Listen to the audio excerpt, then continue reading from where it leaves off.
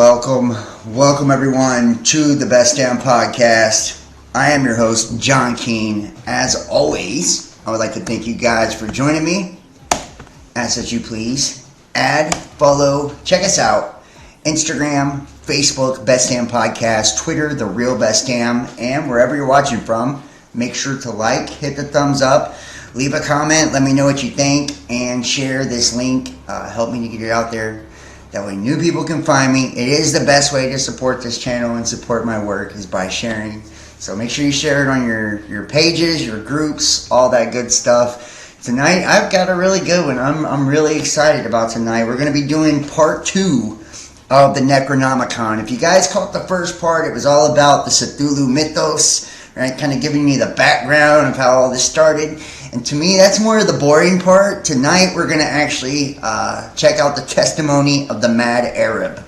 So you're going to get the real story behind the Necronomicon tonight. And anybody familiar with, the Mad Arab and Freemasonry and, the Necronomicon, which means the Book of the Dead, and necromancy, which means the ability to interact with the dead. It's the art of speaking with the dead.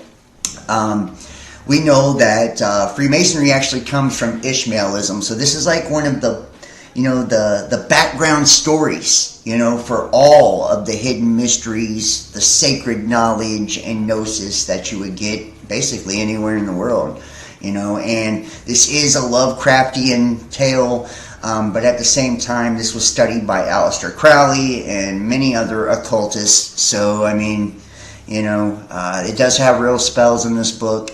It connects to the 50 names of Marduk as well.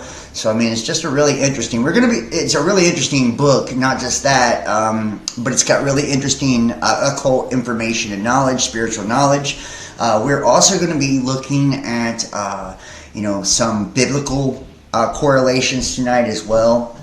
Different words, and we're going to be taking a look at the Ark of the Covenant towards the tail end of tonight's show, as well as the 7 planets, the 7 colors of the rainbow, and the 7 metals. So, we've got a pretty good one tonight for you guys. I'm really excited. I've done a lot of homework, a lot of research, so let me say thank you, big ups, and big thanks to everybody who donates and supports to the channel. If you guys would like to donate and support to me, you can do that by going to PayPal, Cash App, Facebook Messenger, or by joining us over on Patreon. It's patreon.com, Best Damn Podcast Official, and you can join me tomorrow night for the private half, our uncensored show, and have access to all of our private videos, which the library is pretty huge now. Considering you basically can't talk about anything on YouTube or Facebook these days. And I did start a new Discord, so if you guys are interested, I didn't put it in the link of this, description, but I'll pin it in the top of the comment section for you guys after the video's over. I just kind of forgot, actually. But if you want to join me over on Discord, I'm going to start doing the Sunday night shows over on Discord as well, kind of like I used to. The reason being is because it gives us an opportunity to, chat and do video and all that cool stuff. It's just really fun. And all the patrons will have automatic access to the Discord. So all the links are in the description. And if you haven't caught my tarot videos, you should check those out as well. I do daily tarot readings, weekly tarot readings. I did do all the earth signs so far, and I'm working on the water signs right now for the month of February. The tarot does really, really well. So I'm just saying, thank you so much to everybody that, watches my tarot videos and stuff. I really appreciate that. I'm a big fan of tarot, so I get excited, seeing it do so good. And if I owe you a reading and you booked a personal reading, I think I only have a couple people right now left. I did catch everybody up over the weekend. I will be working on those tonight and tomorrow, so you should be getting that. And if you would like to book a personal tarot reading, you can text 513-393-2396 or email therealbestdampodcast@gmail.com. And that's also the number and email. And if you donate to get access all month long, the month of February, to the private content, and you'll be able to check out everything on that library. So let's go ahead and jump into this. Enough talking, enough promoting, and all of that. Thank you so much. Yeah, and I actually see some people that just purchased tarot readings in the chat. So thank you, Kimberly F. Anonymal. I'm trying to say your name. I don't know why that name for some reason catches my tongue that way. Ginger Grin. Thank you so much, guys. So now, as we kind of talked before, and let me know in the chat if you guys can hear me and you can see me and all that shit's good, just before I continue to go on here rambling. I've been known to do that. I think we're good. But I kind of want to show you this illustration here before we jump into this, surrounding the 7 chakras, right? Now, as I've talked about in the past, when we look at the word universe, and I don't know if anybody else, maybe I should, copyright it or trademark it, because I have never heard it anywhere else, but we kind of coined the term here at Best Damn Podcast. Universe meaning it's you inverted, meaning that everything outside of ourselves is a manifestation of our spiritual self. Meaning that we live in a holographic simulation, in essence, right? And we are a projection of light and sound and different energies from the luminaries and the planets that we call governors, archons, or the rulers of this reality. And we ourselves are a micro version of the macro, which is God, right? And because of that, we ourselves project our own universe. Our brain is an exact replica of the universe as a whole, and the entirety of our body, from our organs to everything within us, is a replica of the solar system or the soul system. And this includes the chakras, right? So the chakras, they imitate the planetary system, or the 7 main planets, which correlate to the 7 colors of the rainbow, which represents the covenant with God, biblically. They correlate to 7 main metals, so on and so forth, right? And the 7 chakras. So you'll see here, and this is what I'm saying. So whenever I say that, people are like, what is he talking about? And you'll hear people like Carl Jung talk about the collective unconscious. And I've spoken how our third eye, our pineal gland, is essentially like a spiritual antenna, right? It's like a spiritual antenna. And that's why it was so important, and I don't even know if I should get into this, but I will anyways. That's why it was so important during all the jabs and shit like that to attack that. Graphene is magnetic in property, and the magnetic pole of your body, right, is your third eye, right? That is the third temple that they're referring to in the Bible. So when they were talking about the abomination that causes desolation in the third temple, I literally believe that they were talking about C19 and the treatment for that, if you know what I mean. Because what it did was attack you. It was magnetized, so it went to your magnetic pole or your other magnetic center, which is your heart, which generates the largest electromagnetic field of your body. And it has a 6-foot radius. And remember, social distancing, you had to be 6 feet away. So just understand that everything in this world, even though it appears physical and it doesn't appear to be connected, it absolutely is a direct manifestation or emanation of the spirit realm or consciousness, right? It's actually spirit, it's actually consciousness that gives creation to the physical. When you die or you pass away, the reason your body starts to decompose and all of that is because your consciousness withdraws from said body. So you do go on. There's most definitely an afterlife because you were pre-existing before you ever were conceived and came into existence to start with, right? And we know that each one of us, even though we are part of this infinite creator, this infinite spark, you know, that we do also have our own individuality, because we are like a fragment of this giant infinite, you know, oneness, right? So let's just say it's so big, it's so much God, that you almost have to break it down into pieces or divide it to be able to even wrap your head around any of it, right? So that's kind of what humanity does.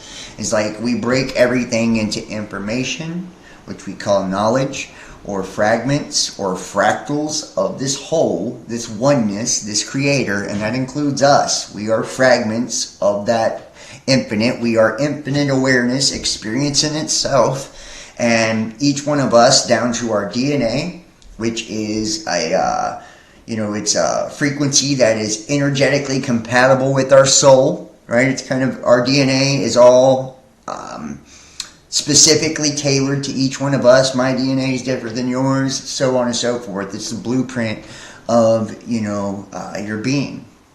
And this goes on to your fingerprints, which are spirals, right? The top of your head, spirals, so on and so forth. Everything on your body has a unique factor which identifies with you on a magnetic level, and all of them are magnetic signatures, which that's what, symbols are, letters are, everything. They are energetic frequency or magnetic frequencies or symbols, right? And all symbols are representations of energetic frequencies, right? So all of us have this own level of individuality, but it's just a slice, right? It's just a slice of this giant infinite wholeness. And this infinite wholeness has an overarching story, okay? So that's why we see things in the Bible say, like, there's nothing new under the sun. So you see the same stories repeat over and over and over. Or you see time roll on cycles, right? Cycles or circles. That's why you see a lot of representations in the occult of the Ouroboros, which is the serpent or the dragon devouring its own tail. Reproduction is also akin to the Ouroboros, because this is a reproduction soul trap. And I use the word trap for lack of a better word. But that serpent devouring its own tail, the serpent's mouth is a vagina, its tail is a penis, right? Representing reproduction.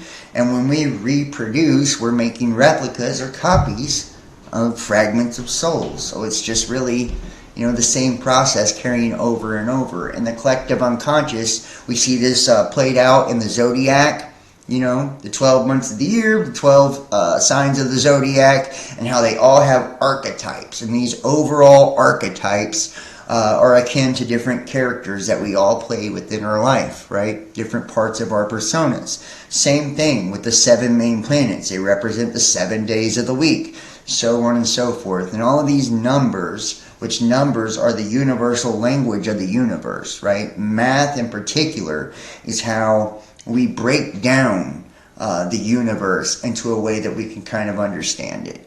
Right? So everything in this world has frequency. Everything holds a numerical value, right? Including ourselves. And we, my friends, if you look here, and hopefully you guys can see this. I think you can. You can see the universe. It's you inverted. And this is representative. The 7 chakras, also the 7 main planets here, right? The sun being in the solar plexus, right here.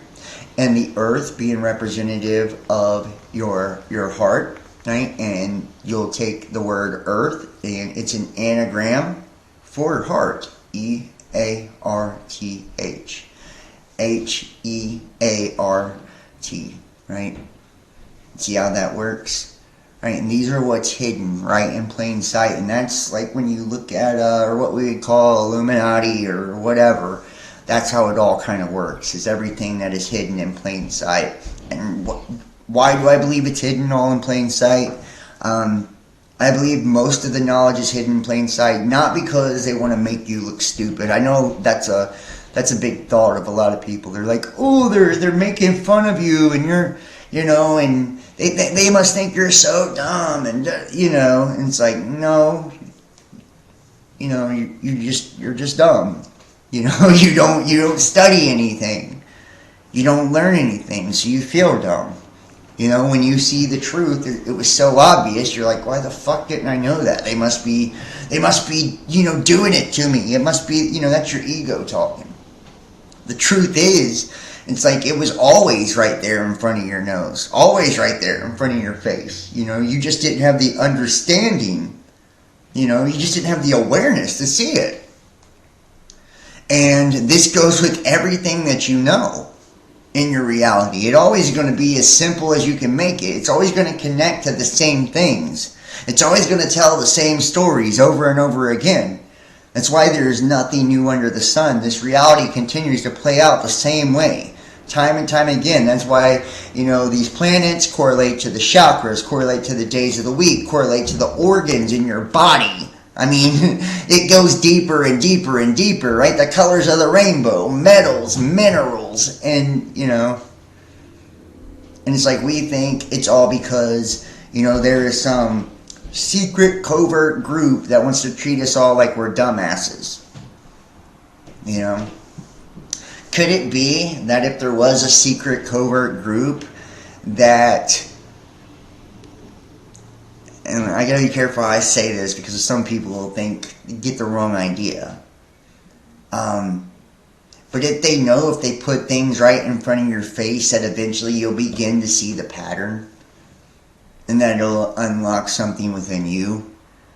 And once you start to recognize it, you can't unsee it, right?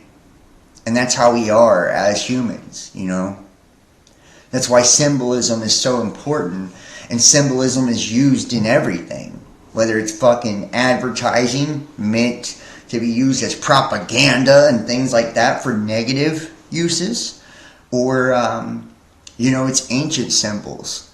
Because those ancient symbols, what they do is they embody something. They embody something that's too big to be broken down into knowledge, into information, to be understood by words, right? So they use a symbol, right? And that symbol is an energetic representation of something. It's not just one idea, it's multiple ideas. It's an entire concept, right? It's an entire knowing that connects to us at the deepest level, and it's as above, so below. So these things are transmitting, from up on high, the luminaries projecting down to here, from within you projecting outward, right? It's always a projection of something, a reflection of something. That's why in the reality of the rulers, it talks about we were created as a reflection of the waters above the firmament, This is just a reflection of the heavens. Everything's being created by consciousness. Everything's being created by spirit or by God. And as we begin to see this story over and over and over, and some people will be like, oh, well, John's repetitive. He says the same things a lot, and it's like, yeah, I do. I do that intentionally.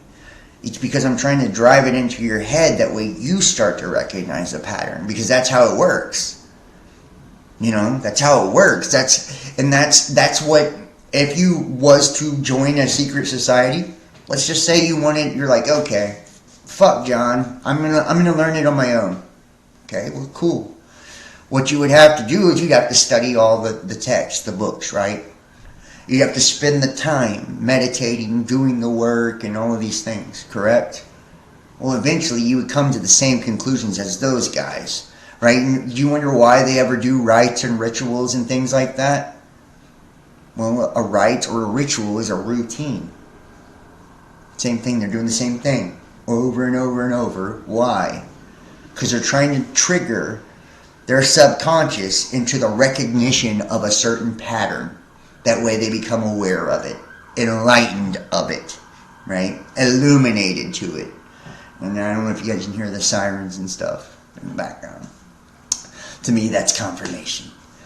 And the same thing when we read the Bible, when we read ancient texts, and that's why in the Emerald Tablets of Thoth it says to read this book 100 times or whatever, because the light in you will respond to the light that's written in these words. What does that mean? Right? What does that mean? It means that we all have that divine spark within us, but we have to activate it. Some of us have suppressed it and repressed it, and it's been oppressed for so damn long that it's dormant. It's dormant within us. We've become very carnal, based creatures. You know, all we give a shit about is the physical world.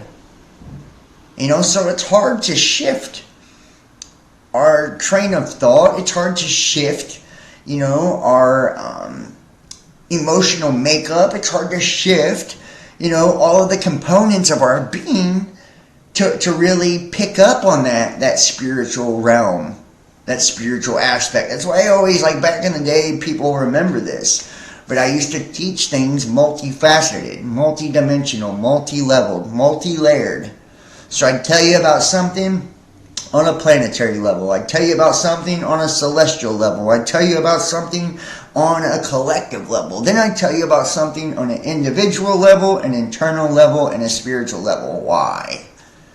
Because once you start to see how they're all congruent, how they all line up, your brain will put it together. Then you start to pick up on that shit yourself. Right? You don't need nobody to say it anymore. Not that you did to start with. But most people just don't have the time because they do the 9-to-5 stuff to study like that. Right? So it gets to be condensed and, you know, focused in a video. And that's why they put you in a 40-hour work week, by the way. Because that is the maximum amount of time that they can put a human being without them breaking down mentally and physically and emotionally and still get productivity out of them, you know. So it really is tactical to try to keep you from awakening, to keep you from grasping on to that awareness, you know. But it really only is a matter of time, because this 100th monkey syndrome that we have here on planet Earth, to where when one of us finally gets it, because we're connected collectively, all of us begin to get it, you know. All of us begin to get it. We all begin to understand. You know, we all begin to see it. And that's why it's so important for us to kind of point things out for one another and not be afraid about, like, what people say or what people think, because that is what David Icke calls the egg of consciousness, right?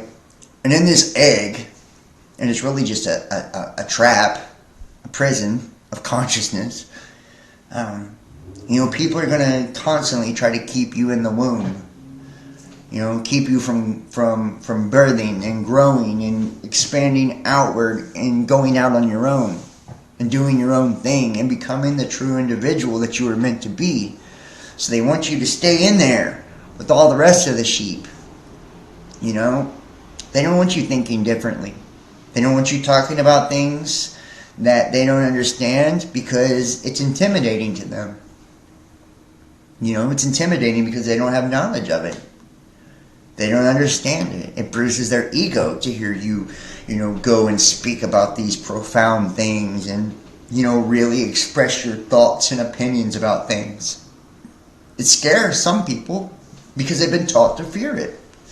You know, oh, well, my pastor didn't tell me about that, so it must be evil. Isn't it funny how churches and religions, which are systems of control, right? You know, they all demonize specific books and texts and schools of thought and things like that. Why? It's to keep you under their thumb.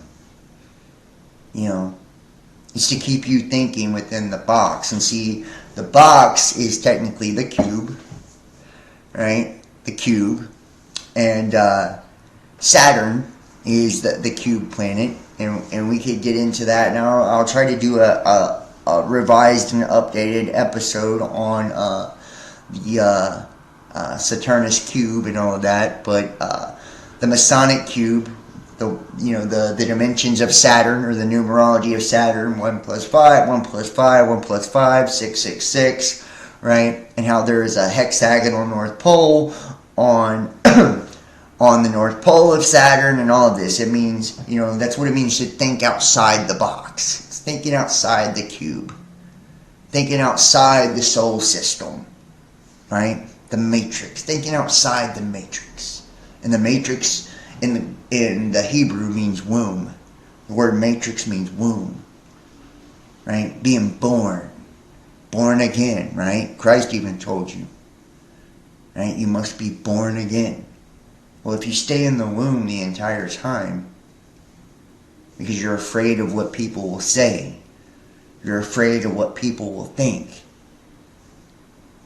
I couldn't tell you how many different people that I've literally, had in my life that know a lot of what I know, think, very similar to how I think. But will say, I can't post that on Facebook. My boss will see that. My job will see that. It's like, don't you, wouldn't you want them to? That way they break out of it too. This is self-censorship. We're keeping each other in the prison. We're keeping ourselves in the prison by being afraid of what other people will think or what other people will say about us. We'll sound crazy, or we'll sound evil, or whatever. It's only when we finally stop giving a fuck, that we begin to escape all of this. And remember, Christ said they hated me first. Why do you think they hated him? And see, I'm hoping this has given new meaning to some of the things that you learned.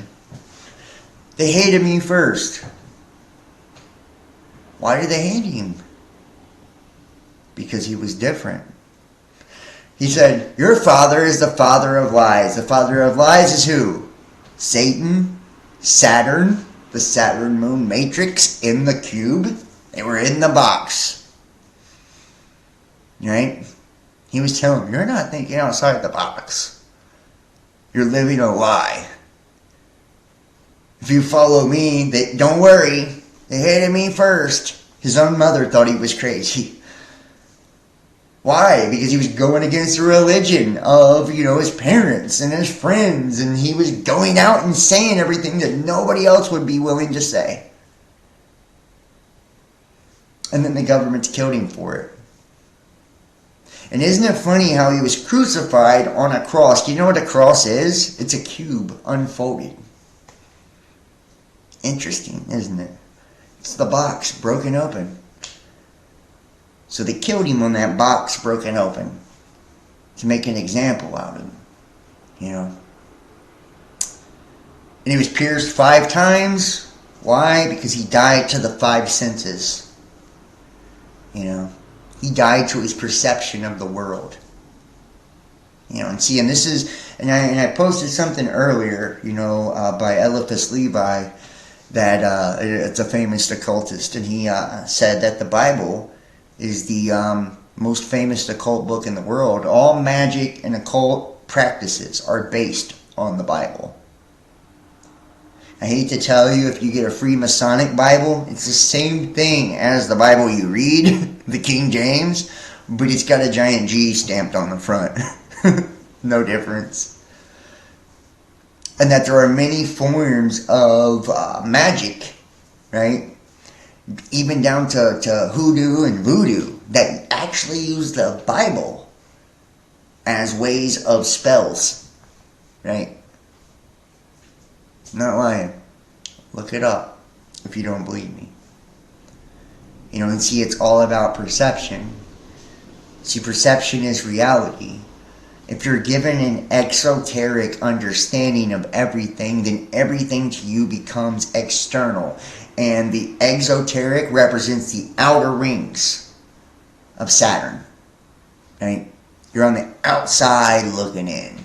Meaning you don't really know what you're fucking talking about. You don't really know what you're looking at. You're getting a second-hand point of view of things. The esoteric represents the inner standing. You're on the inside. It's about going within, looking within oneself. That's why exoteric, who is God? He's in the sky. He's outside of you, right? He's up in the sky somewhere, and someone else had to die for you, and everything is outside of the self. And you couldn't possibly attain anything, you couldn't possibly do any of it, you know what I mean? It's like you're a dirty, filthy nothing, right? And you don't even deserve to go to heaven. Even though Christ said the kingdom of heaven is within. You don't deserve to go within? So it's already inside of you, but you don't deserve to go there. Whatever, right? Like, we really should start looking at the etymology of these words before we just take some guy's, word for it, just because he's speaking up at a podium. Which a podium is phallic symbolism. Right? It's a giant penis that the guy's standing in front of on a stage where he is looking down at you, meaning he's elevated himself above you. That's your pastor. Right? So, I'm just saying, before, and just think about the Council of Nicaea in Rome and all of that put together, the canon in the text that you read today, or King James, and how it was actually Francis Bacon and, all of them that put that together. Everything that you have, and people can say what they want. I mean, there's a couple cool memes out there that, really make people feel good about being a Christian every now and then. But I can tell you this, Jesus was not a Christian. Buddha was not a Buddhist. Everything that you've been taught is, it's a second-hand version of, real knowledge. That can only be found by going within yourself. So before we jump into the testimony of the Mad Arab, I do want to, and as we go through, this is an incredibly symbolic text. As we go through and stuff, I will explain the different things as they come up. It's a really interesting story too. It's not that long. And then we'll jump into a little bit of the Ark of the Covenant and the chakras and planets and all of that stuff too, as long as we have time. If you haven't checked out part 1, I encourage you, check out part 1 to this. It really is awesome, and the Cthulhu mythos, you're going to see how it connects to Tiamat, which are the 2 serpents, and maybe we'll have time, we'll get to the Caduceus and all that. I'm going to work around all this. So eventually, I'll have an entire library of all of this, what we consider occult knowledge, for everybody. That way anybody can watch you for free and, decide for themselves. And I always encourage you, use your spiritual discernment, your critical thinking. I'm not a lawyer, a doctor, financial advice, none of those things, But I have studied this intensely for the last decade, and I do believe there is no other channel like this out there, period. I've never seen one, A lot of people claim to know the mysteries, a lot of people claim to have the knowledge, but I've never seen one. So, most people that do don't even talk. Do you know why that is too? It's called don't cast your pearls before swine. And I'm not calling you swine. I'm just saying that's why they don't. It's because they know they'll just be ridiculed. Just like Christ, they crucified him for saying these things to everybody. They hated me first, remember? They do that, So that's one of the downsides, but it won't be that way forever. One day this will all become common knowledge, and as we get deeper into the age of Aquarius, it is becoming common knowledge. And the more that we know, the more that we grow, and the bigger it gets.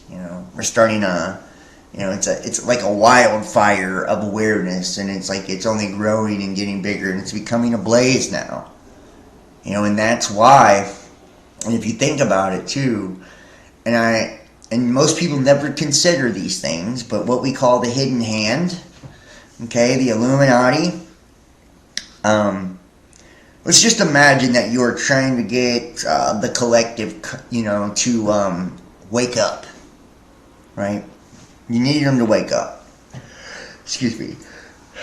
Never fails. You need them to wake up.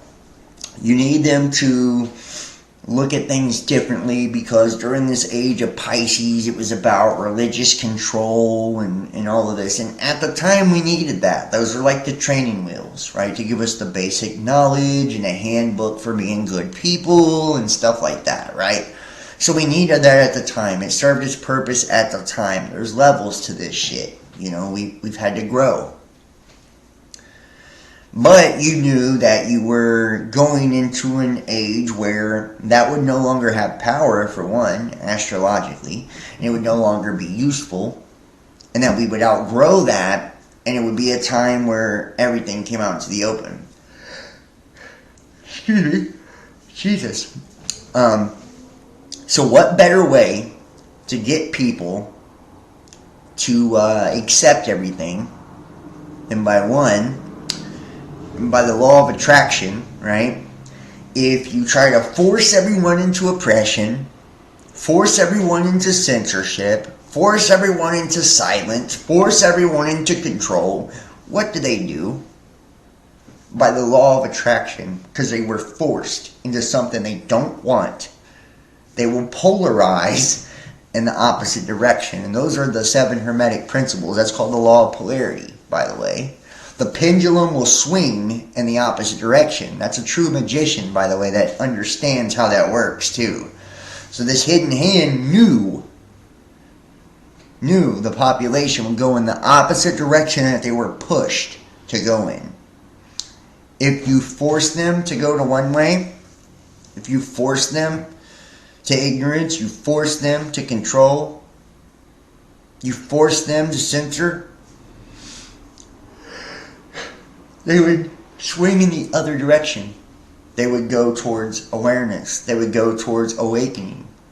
They would go towards transparency. They would go towards free speech. They would go in the whole total other direction of what they were being made to do. Right? So when you wonder why the Illuminati, has, done all these evil, terrible things, it's because they understand how it works. And if you truly wanted to trigger a utopian dream, which is actually their mission statement, that's what you do, right? That's what you do. Or if you wanted to create a one world system, right, where everybody is united, you force them apart, you divide them over and over and over by race, by color, by sexual orientation, by religion, so on and so forth. What is happening? Just curious. Do you see? If you're being polarized in the other direction, it makes you want to unite.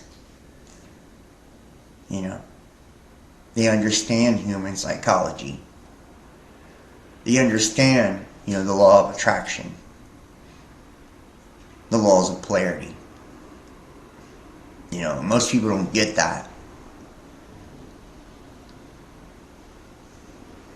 That's why, a lot of people, Jesus, they have to go through that dark night of the soul to find the light within themselves. It's when they go through that darkness, and that's what the Hermes, is all about. He's that old man with the white beard representing wisdom, or Father Time, and he carries that lantern with the star, which represents Aquarius within it. And it's because he's on the dark path. He's going through the dark night of the soul. And he's alone. He's a hermit. Because it can only be done alone. It's about going within oneself. We walk this path alone. The spiritual journey is one alone. Yeah, we have collectives and groups and people that are like-minded, and that's awesome. But ultimately, at the end of the day, that's why it's about knowing thyself. Because it's only through that you know God. It's only by realizing your own darkness that you even have the ability to transmute it and come to the light. That's why Jesus loved all the sinners, right? All the ones who thought they were pious and stuff like that, you can't do nothing with that. What are you going to do with somebody who already thinks they're good? What are you going to do with somebody who already thinks they're holy? Huh? What are you going to teach someone that already thinks they know everything? Not shit. He needs prostitutes. He needs sinners. He needs tax collectors. Why? Because they already know they're broken. They already know they're bad. They already know they're wrong. They already know they're fucked up. That's why it's always those people. That's why God confounds the wise with the foolish. Right? That's why. That's how it works. It's like once you begin to understand that, it all makes perfect sense. You're like, damn. God isn't showing off. It can't work no other way. It's the only way it can work. Somebody thinks they know everything, then how the hell are they going to be taught? Somebody thinks they're already a holy man, then how the fuck are they going to learn, How are they going to grow? How are they going to change? They don't think they need to change a thing.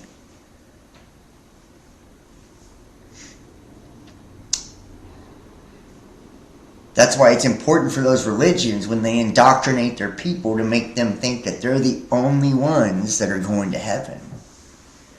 You're the only ones who got it figured out.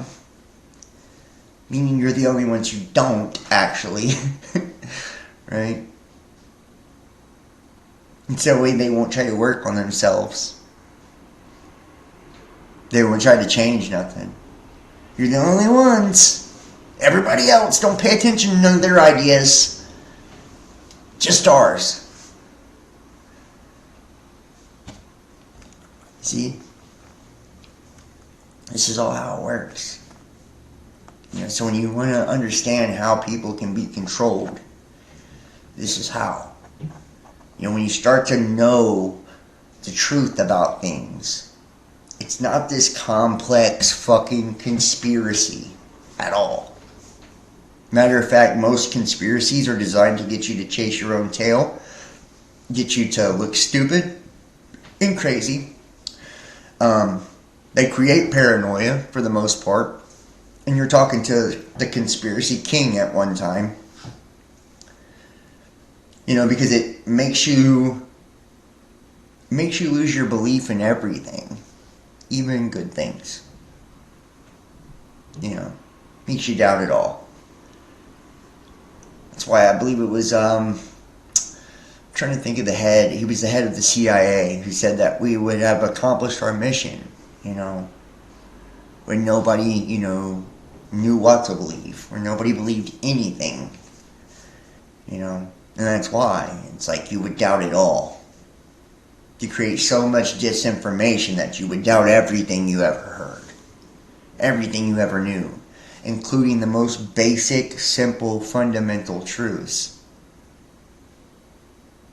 That's why Christ said, don't forget your first love. Remember your first love, right?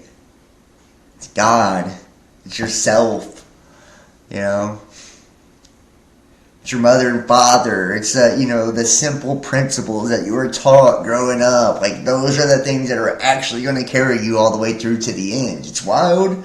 It's crazy. But that's how it is. We want to overcomplicate everything. It's like, but it really is that simple at the end of the day. It really is. And it's like, that's why everybody's an expert now.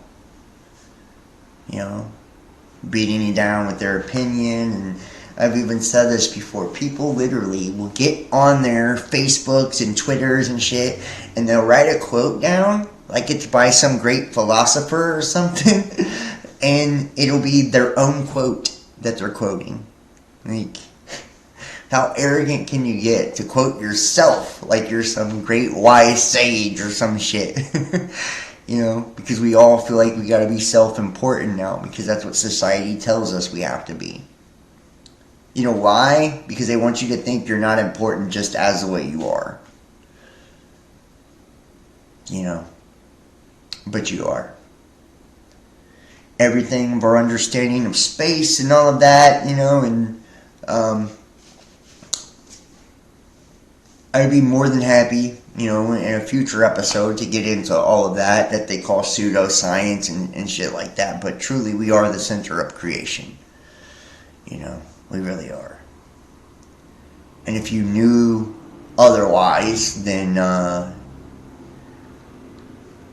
it disproves God that way. If you think you're just some little tiny little blip and all of this, and that's the whole alien thing too, is to make you feel like you don't matter in the scheme of things. Like it's not all based on you, when it actually is. Even what you see is cooked up in your brain, period. And your brain is just an instrument of your consciousness. Your optical nerve doesn't even actually touch your brain. There's a gap in between, meaning somewhere in between there, you're actually making up everything that you perceive. Isn't that weird? Isn't that weird? And yet somehow, we've been tricked into thinking that we're not the, most fascinating thing on the planet. Or that this planet would even exist without us here. Or that any of it would exist without us being here to perceive it. So, let's jump into the testimony of the Mad Arab. Sorry for rambling on my soapbox a little bit, but, I really do. I think, we get to a point to where people just, they don't, they overcomplicate things. They overcomplicate it all. Now this is the testimony of all that I have seen and all that I have learned in those years that I have possessed the 3 seals of Mashu. I have seen 1,001 moons, and surely this is enough for the span of a man's life. Though it is said the prophets lived much longer, I am weak and ill, and bear a great tiredness and exhaustion, and a sigh hangs in my breast like a dark lantern. I am old. The wolves carry my name in their midnight screeches, I think it means, and that quiet, subtle voice is summoning me from afar. And a voice much closer will shout into my ear with unholy impatience. The weight of my soul will decide its final resting place. The weight of my soul will decide its final resting place because the Lord of the underworld in Egypt, Anubis, which he's the dog-headed god, which God, reverse it, it's dog, and the wolves and stuff howl at the moon. The Lord of the underworld, Pluto, Anubis, right? There's so many connections with that. I don't have time to go into all of them. But the weight of my soul will decide its final resting place. Anubis would weigh the soul, or the heart, which is the seat of the soul, against a feather. Right? Meaning if you have a heavy heart, it's because you have a heavy conscience. Right? And that heavy conscience represents a lower frequency. Right? You're weighed down by your karma. You're weighed down by your deeds. You're weighed down by all the negative, terrible things you've done. The base things that you have done. By the distortion that's within your magnetic field or your aura. Right? When you're light and free, you don't have distortion in your aura. You don't have the weight on your conscience or on your shoulders. You have a light heart. You're carefree. Because you've done no wrong, you've done no harm, you've done good for the world. The weight of my soul will decide its final resting place. Before that time, I must put down here all that I can concerning the horrors that stalk without and which and lie in wait at the door of every man. And these are the doors of perception. So within the perception of every man, the good and evil. For this is the ancient arcana that has been handed down of old, but which has been forgotten by all but a few men. The worshippers of the ancient ones, may their names be blotted out. And if I do not finish this task, take what is here and discover the rest. For time is short, and mankind does not know nor understand the evil that awaits it. From every side, from every gate, from every broken barrier, from every mindless acolyte at the altars of madness. For this is the book of the dead, the book of the black earth, that I have writ down at the peril of my life, exactly as I received it. On the plains of the Ajiji, the cruel celestial spirits from beyond, the wanderers of the waste, and the Ajiji, just to kind of give you a context, the Anunnaki, which, they would be like the creator gods, technically, Enki and Enlil.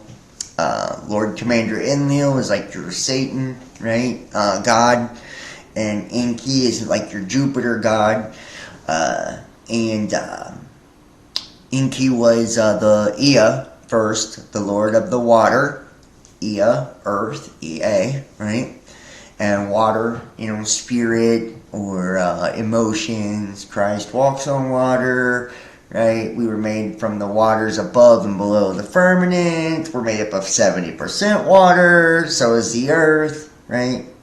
Lord of the water. Poseidon also. And then he changed his name from Lord of the water to Lord of the earth, right? Which is Lord of the heart also, right? And these two brothers, one gave wisdom and light and knowledge, which was Enki, and Enlil was the god that sent the flood because he didn't like the sound of mankind having sex and stuff, right? He was like the devil and Lucifer, basically, or the devil and Jesus, however you want to look at it. And Enki's oldest son, whose name was Marduk, which the 50 names of Marduk, or Yahweh, Marduk, who was his oldest son, who ended up becoming God after Enlil, he led a group of ETs who were created by the Anunnaki as a slave race first. So the Anunnaki represent like the luminaries, the stars and stuff like that. Kingu being the moon, and Tiamat was who they went to war against, right? From planet Nibiru, right? And Nibiru in ancient Babylon was a representation of Jupiter. So just saying. And they destroyed Tiamat and broke her to a bunch of pieces, which are fragments or the Holy Spirit, because it was the feminine serpent. And Nibiru is the masculine serpent or dragon. The red and blue, which, if you guys are familiar, the two pillars, or the caduceus, right? Now, they broke her, and the piece that was left, which basically was the earth, right? And we're probably the actual other pieces. They said they took all the pieces and scattered them across the universe to where they'd never be put back together. We would probably be those individual fragments or pieces. Just saying. They were telling the story of creation. And remember, Nibiru's atmosphere needed gold to repair it. Gold is a representation biblically either of the heavens or of the spirit, right? Souls or spirit, right? So they created a slave race to mine gold, so to mine souls. Okay? Soul energy. And the Ajiji was the first slave race that they created. So the Ajiji, who came unto the daughters of men in the tale of Marduk, Marduk led the Ajiji. They all made a pact like Azazel did, right? Who was the leader of the Watchers in the book of Enoch. And with that thing, remember they said, with this deed, we'll curse ourselves on Mount Hermes, which can also be Mount Hermon or Mount Olympus or whatever, depending on which religion you look at. They're all the same. And they came unto the daughters of men. The daughters of men is the Holy Spirit. So the Ajiji were the Nephilim, is who they were, right? So we had the greater gods and then the Nephilim. Okay, and then the old ones would be like Kronos and stuff, the fathers of the Olympians or whatever. So the cruel celestial spirits from beyond, the wanderers of the wastes. Let all who read this book be warned thereby, that the habitation of men are seen and surveyed by that ancient race of gods and demons from a time before time, and that they seek revenge for that forgotten battle that took place somewhere in the cosmos and rent the worlds in the days before the creation of man. And notice too, just want to throw this out there, the Ajiji rebelled, right? So these Watchers, okay, or Nephilim, which are fallen, rebelled against the Anunnaki. And then they made man, and they created a black man, which means a dark man. It wasn't black skin, like, stupid people will try to tell you, because they don't actually understand this shit. They just want it to fit whatever they believe, right? They're like, oh, I'm black, so God's black, and so is all of the ancient people. No. You just don't know what you're talking about, and that's what you want it to be. It's stupid. Just like the, Nazi people that think it's all Aryan race and it was all white people. It's dumb. It's like, no, that's not how it is. It's just what you want it to be because that's the color of your skin. The truth is, when they said black men or dark skin, dark, it meant the shadow self, our dark half, right?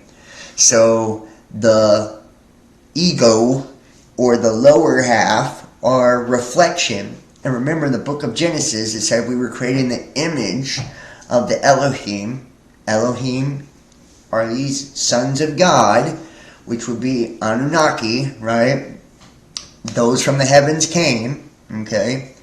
So we were created in the image of the Elohim. Image means a phantom, projection, and illusion. If I have to pull it up, I can show you that. I feel like I shouldn't have to, but I will show you the meaning just in case I get some people, because I do every now and then, that want to be fucking slick and try to comment and make you think something else. But it's not true. See, I noticed the way that it goes. Let there be lights in the expanse, luminaries first, right? Those were the stars or the sons of God. Okay. Separate the day from the night, meaning the light from the dark, right? The light from the dark. And then he made great lights to rule over the day, and the lesser to rule over the night. The lesser meaning the lower, right? In the expanse to shine over the earth. And where's it at here? And then God said, let us make humankind, or Adam, or the Atma, in our image. A phantom, an illusion, a resemblance, a representative figure, or an idol. A phantom, right? It's a projection. It's a ghost. It's a specter. It's a shadow. So the dark slave race was your lower half. It's your physical body, which actually slaves for your higher self, which is the Son of God part of you, the luminary part of you, right? To mine energy for your soul. You transmute it, transfigure, just like Christ did, right? When he ascended, he had a transfiguration, right? See, like, nobody ever tells you this shit, you know? What is that guy's name? Billy Carson and shit. You're not going to hear this from him. You know, he has a lot of good stuff and it sounds really good, you know, but half of it is bullshit, you know, for real. So, just saying. And, where we at? Yeah. And they seek the revenge for that forgotten battle that took place somewhere in the cosmos and rent the world in the days before the creation of man. When the elder gods walked the spaces, the race of Marduk, and Marduk is the son of Enki, right? Which is funny because it's we could be known as Marduk. Just saying.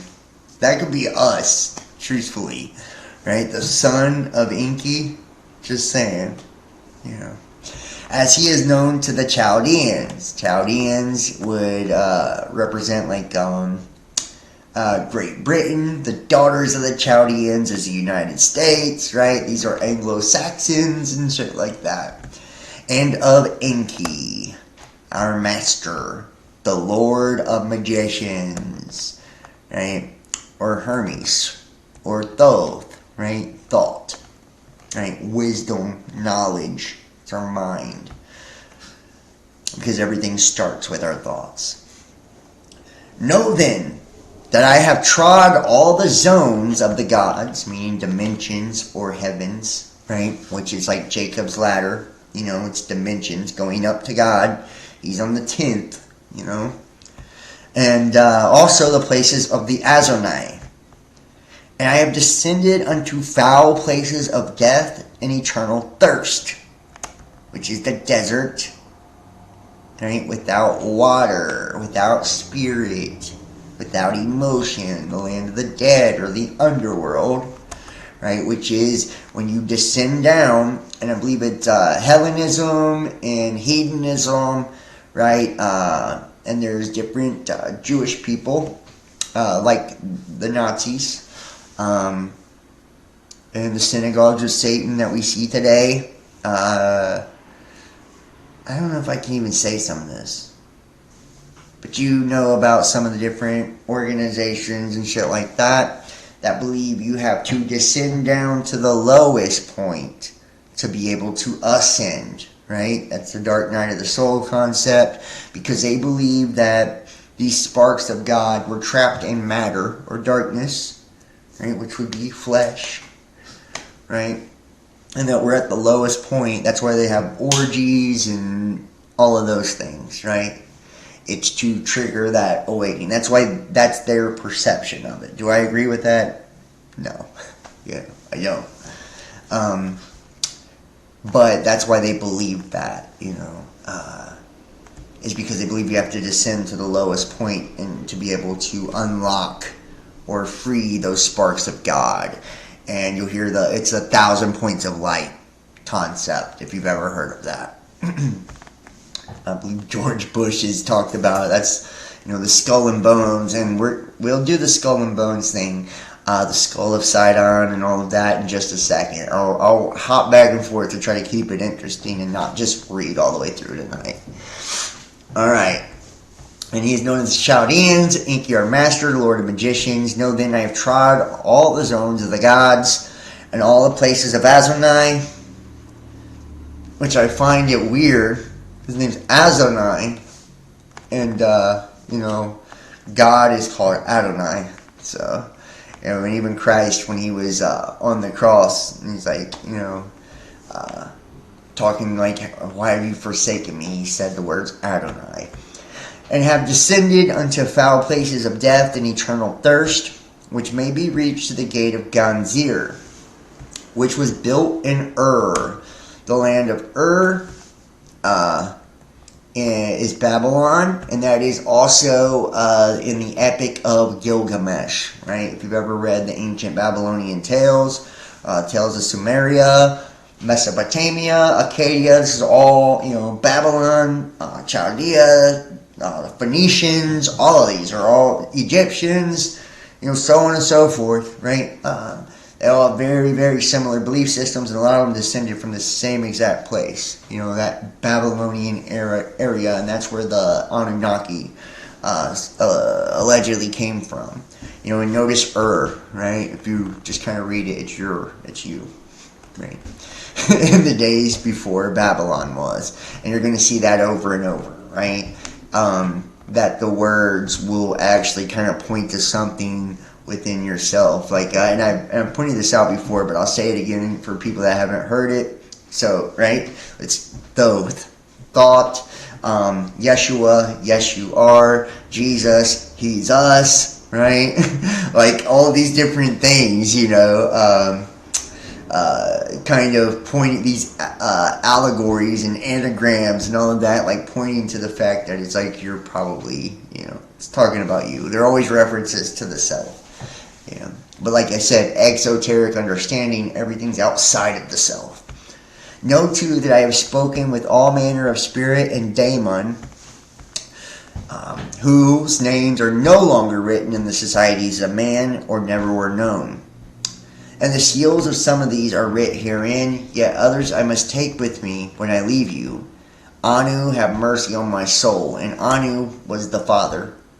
That was the father of Enki and Enlil. So Anu would be akin to Abba, Allah, right? It would be the father, And just to kind of, right here, the seals, they're written therein, that they're no longer with men or were never known. These seals, these would be Solomon's great brass vessel. Right, so when I talk about the collective unconscious, or those watchers or fallen or whatever, right? How the temple of Solomon, third temple, was built by demons or daemons, which represent daemons are personas or masks, right? That's what demons are, right? Personalities. These parts of us were pre-flood, pre-diluvian, right? Meaning when at one point we were able to see more light, hear more sound, right? Higher and lower frequencies, and we could see spirits and everything. We might have even been the Nephilim. We might have been that first, the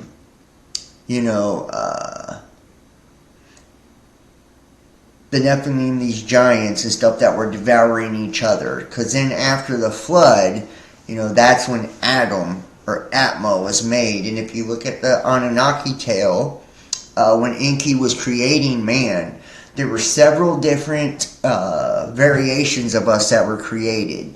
The first ones couldn't speak, and then so on and so forth, right? There were more until it was Titi and Adamu, right, which was Adam and Eve,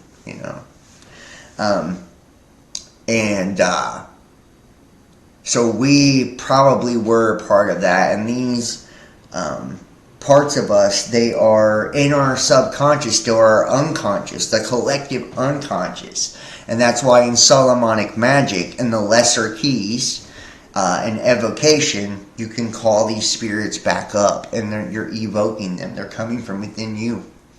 Even though you feel like you're calling them from somewhere else or not. When you're invoking something, that means you're calling it down. Right? So you invoke archangels. Michael, Gabriel, Raphael, Uriel, which are, the four winds, four horsemen, four cardinal directions, four poles, north, south, east, west, or news. Right?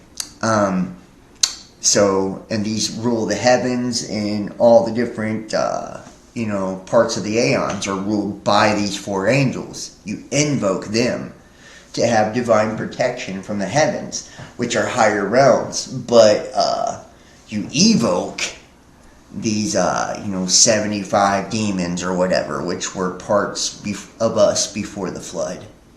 These Nephilim that devoured each other. That's what you're calling up. And I believe it's a start day. If you call up a start day, she will tell you the history of the fallen. And people use crystal balls and obsidian mirrors and all different types of techniques, to call these parts of themselves up, but you're evoking them, so it's coming up from within you. They're just parts of you that are no longer active. You have to make them active through rituals. And that's what, building the temple with demons is. This great brass vessel, or rubbing a lamp, calling up a genie, right? It's a jinn. It's a demon. It's a part of you that's no longer active. It's still in the collective unconscious within you, but we have to become aware of it in order to perceive it. We have to call it in order to make it active in our life, and it can bring us knowledge. It can, and if you don't do it right, it'll fuck you up too. These are distorted parts of humanity. So they have a negative side. And these lights are hot right now. I have seen the unknown lands that no map has ever charted. I have lived in the deserts and the wastelands and spoken with demons and the souls of slaughtered men and of women who have died in childbirth, victims of the she-fiend Lamashta. I have traveled beneath the seas in search of the palace of our master. And, just remember, seas, the heavens are also called the seas, right? Seas translates in Hebrew to sea foam, which means semen. So the waters above and below, right? The seas. That's why it's space ships, right? They're on the, seas. They're floating on ships. The waters above the firmament on a ship is on the seas, the waters, the sea foam, right? So just to kind of give you, and then you come into your life, you're poked on the sole of your feet, you're delivered by a doctor, right? Doc, right? Like all of these things are showing you right there how it all works. The seals of some of these are writ herein, yet I must take with me when I leave you. Anu, have mercy on my soul. I seen the unknown lands that no map has ever charted. I have lived in the deserts and the wastelands and spoken with the demons and the souls of slaughtered men and of women who have died in childbirth, victims of the she-fiend Lamashta. I have traveled beneath the seas in search of the palace of our master and found the stone of monuments of vanquished civilizations. And just to kind of, point out stone, the living stone, Christ as well is known as that, the cornerstone, but living stone too, or the mountains, the faith to move mountains, also sometimes can be referred to, and I believe this too, like, because the minerals and stuff translate into the elements and metals and all of that, different dimensional levels of us as well. So, the mountains could possibly be, a former incarnation of humanity, just kind of solidified at a different level, of frequency. Even what we call the gods or angels or, whatnot. And that's why, emerald and all of that. So, anyways. Stones or monuments vanquished to civilizations, deciphered the writings of some of these, while still others remain mysteries to any man who lives. And these civilizations were destroyed because of the knowledge contained in this book. And, also these ancient civilizations too, Tiwanaku, the Great Pyramids, all of this, their consciousness, it was risen to a very high level, and we often wonder why we don't remember our history, and I've always thought, like, quite possibly that they destroyed themselves, by getting to a point of knowledge and not learning the lessons, not evolving and changing, and having such a powerful consciousness, a powerful frequency, and being so negative and dark and evil that they manifested destruction on themselves, right? So it's like, that's why now you're seeing like this awakening take place and we're like on that precipice, of like which way are we going to go, into total destruction or, this golden age, so it's like very important, for us to shift, everything. Now, or repeat, the same thing that's happened time and time again. Now, I have raised demons and the dead. Oh, I have traveled among the stars and trembled before the gods. I have at last found the formula by which I passed the gate, Arzir, and passed in the forbidden realms of the foul Ijiji, or the Nephilim. I have raised demons and the dead. I have summoned the ghosts of my ancestors to real invisible appearance on the tops of temples built to reach the stars, and built to touch the nethermost cavities of Hades, which is the underworld. I have wrestled with the black magician, Azog Thoth, thought, in vain, and fled to the earth by calling upon Inanna, which is the divine feminine, and her brother, Marduk, which is the masculine, lord of the double-headed axe, the two heads, the two serpents, I have raised armies against the lands of the east by summoning the hordes of fiends I have made subject unto me. In doing so, found in Ga, the god of heathens, or Naga, which means a serpent, or the warrior god, which would also be Enlil, or, the Lord Commander, which would also be Satan, or, there's always the warrior and the shepherd when it comes to the two brothers, so Satan and Jesus type thing, who breathes flame and roars like 1,000 thunders, which is also your description of Yahweh, right? He breathes flame and his voice is of 1,000 thunders and all of that, I have found fear. I have found the gate that leads to the outside, by which the ancient ones, who ever seek entrance to our world, keep eternal watch, the watchers. I have smelled the vapors of that ancient one, queen of the outside, whose name is writ in the terrible Magan text. Those trumpers right there, Maga, which means magician. The testament of some dead civilization whose priest, seeking power, swing open the dread, evil gate for an hour past the time and were consumed. I came to possess this knowledge through circumstances quite peculiar, while still the unlettered son of a shepherd, told you there's always a shepherd too, of what is called Mesopotamia by the Greeks. When I was only a youth, traveling alone in the mountains to the east, called Mashu by the people who lived there, I came upon a gray rock, carved with 3 strange symbols. It stood high as a man, and as wide around as a bull. It was firmly in the ground, and I could not move it. Thinking no more of the carvings, save that they might be the work of a king, to mark some ancient victory over an enemy, I built a fire at its foot to protect me from the wolves that wander in those regions, and went to sleep. And there's a lot of symbolism in this. I won't go through all of it, but I'll give you just some.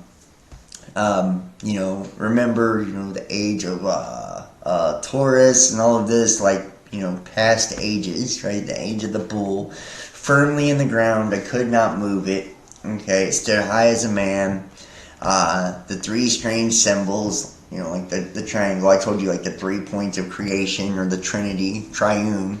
I built a fire, which is a spirit, at its foot. And remember, the earth is the footstool of God. To protect me from the wolves, the sheep and the wolves that wander in those regions and went to sleep. So they're in the nocturnal world. For it was night, and I was far from my village.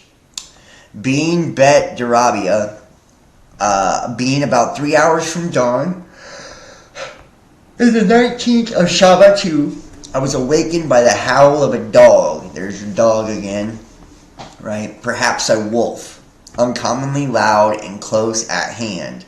The fire had died to its embers, and these red glowing coals cast a faint dancing shadow across the stone monument with the 3 carvings. The stone monument with the 3 carvings we just talked about, and the dancing shadow, right? The shadow is the projection or the image.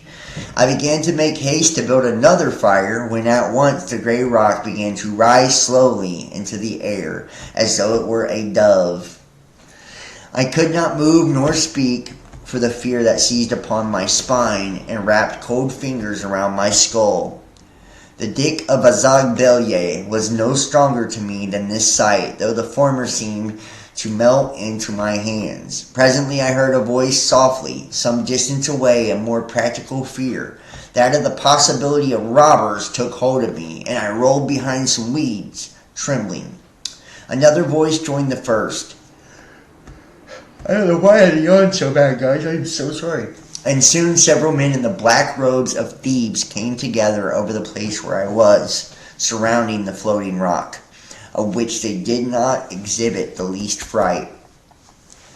I could see clearly now that the 3 carvings on the stone monument were glowing, aflame, red in color, as though the rock were on fire.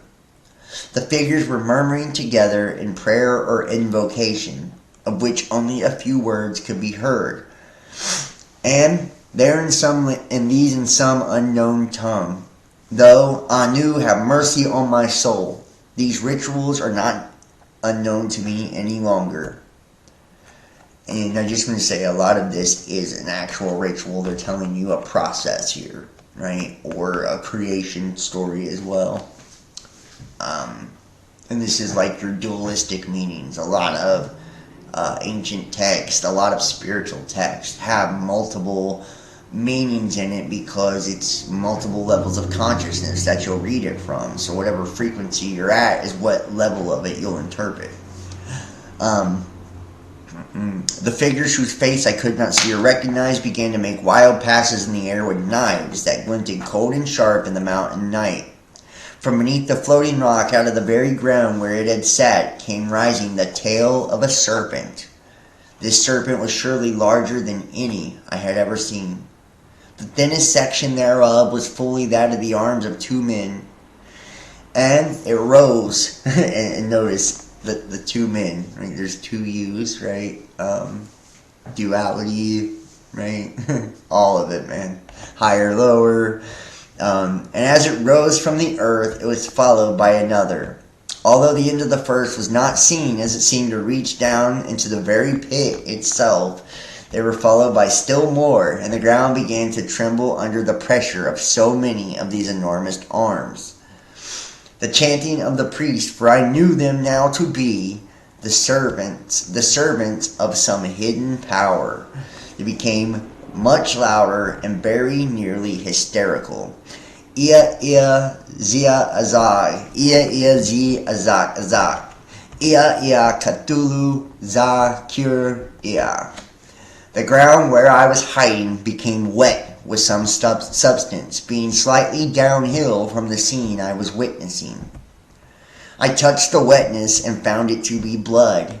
In horror, I screamed and gave my presence away to the priest. They turned towards me, and I saw a loathing that they had cut their chest with the daggers they had used to raise the stone. For some mystical purpose I could not then divine. Although I now know that blood is the very food of these spirits, which is why the field after the battles of war glows with an unnatural light, the manifestations of the spirits feeding thereon. That's so crazy, right? This is why the field after the battle of war glows with an unnatural light. The manifestations of the spirits feeding thereon. Remember, blood is the life, so blood contains life force. What is that drink that the gods would drink? Ambrosia, right? That gives them eternal life. All of that, right? It's red like blood. And after the battle, right? The war in heaven, right? Which is the war of the spirit, the higher versus the lower, the 2 U's. the spirit glowing with the unnatural light, right? So it's your aura, right? May Anu protect us all. He's describing you. He's describing the process of humanity. I know it sounds out there, but it's true, and it's also a good story. My scream had the effect of casting their ritual into chaos and disorder. I raced through the mountain path by which I had come. The priest came running after me, although some seemed to stay behind, perhaps to finish the rites. However, as I ran wildly down the slopes in the cold night, my heart giving rise in my chest and my head growing hot, the sound of splitting rocks and thunder came from behind me and shook the very ground I ran upon. In fright and in haste, I fell to the earth. And I fell to the earth. Right? The sound of splitting rocks, right? This consciousness, and thunder, which is sound, right? Sound, the physical matter, right? So the splitting of this consciousness into sound shook the very ground I ran upon, and in fright and in haste, I fell to the earth. It's talking about angels falling, which are you. Rising, I turned to face whatever attacker had come nearest me. I thought I was unarmed. To my surprise, what I saw was no priest of ancient horror, no necromancer of that forbidden art, but black robes fallen upon the grass and weeds. The black robes is the shadow, right?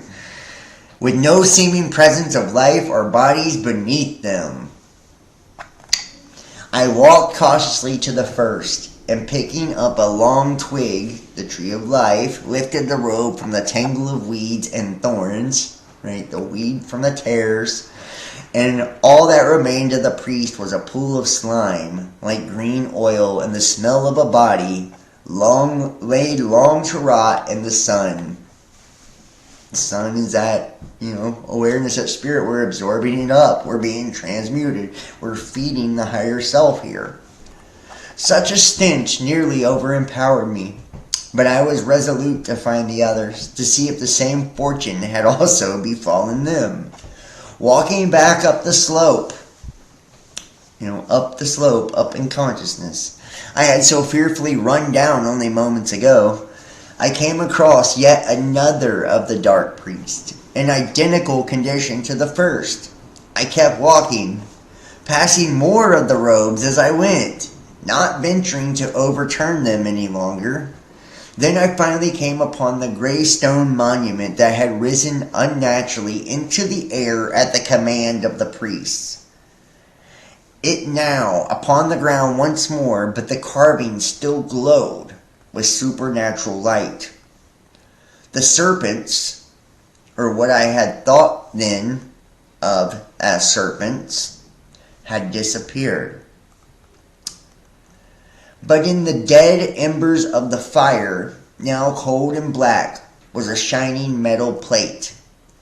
I picked it up and saw that it was also carved at the stone, but very intricately. After a fashion I could not understand. I did not bear the same markings as the stone, but I had the feeling I could almost read the characters. Now, I just want to kind of point out something, and I wonder if this shining, metal plate, we can look at this a few different ways, right? The iron, converted to gold, like alchemy, or iron mixed with miry clay, right? Because he says, I picked it up, saw that it was carved, after a fashion I could not understand, right? So is this AI? Like transhumanism? Like after humanity? Just wondering, I'm just throwing a thought out there. I did not bear the same markings as this stone. Okay? So he's saying it's different than me. But I had the feeling I could almost read the characters. Characters meaning like the archetypes. Still the same archetypes though. but could not, as though I once knew the tongue, but had since long forgotten. My head began to ache as though a devil was pounding my skull, when a shaft of moonlight struck the metal amulet, for I knew now what it was, and a voice entered into my head and told me the secrets of the scene I had witnessed in one word: Cthulhu. So it's saying this is that Tiamat spirit, right? And that's kind of crazy, when you think about it. If he's saying that truly, that and you can interpret this two ways, right? Like this metal could be the iron, to gold, or iron mixed with miry clay, whichever one we kind of want to look at. But we know the moonlight struck the metal amulet. Amulets are,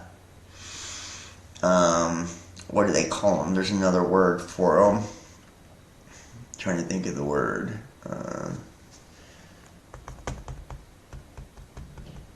But they're basically, shit, I can't think of the word. Maybe I'll pull you guys up so I can see if you know. Eerie. Yeah, it is eerie. But the amulets basically, like, they embody a relic. No, it's not a relic. I just did it in the last video. I'm trying to think of the name of it. It's really simple. It's not a sigil. A talisman. A talisman.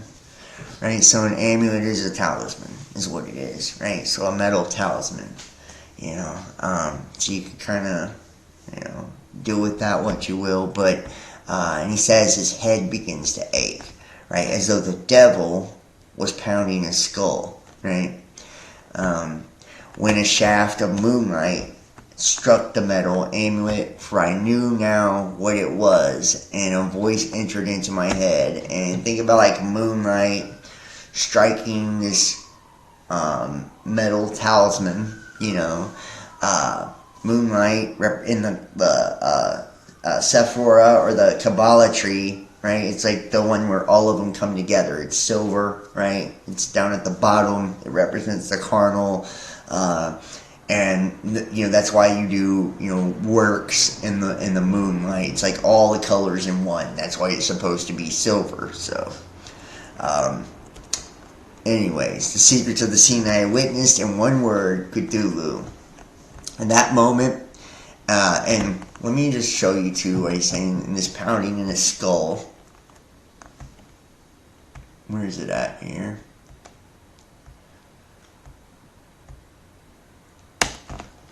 Right, so the skull and crossbones.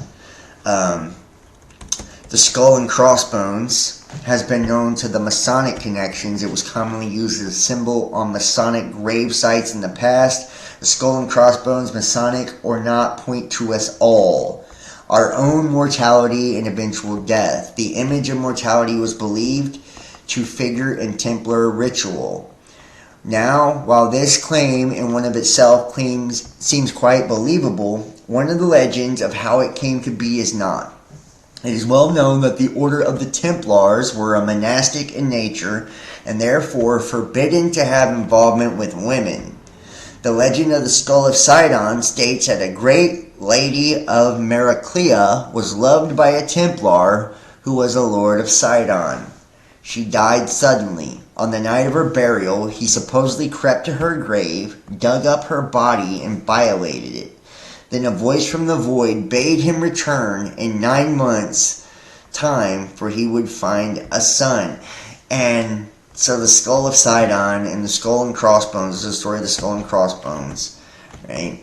This monastic group, this one God stuff and all this. These are, I believe they're worshiping, Lord of the Underworld, Satan. A lot of them, the darkness, not even the light.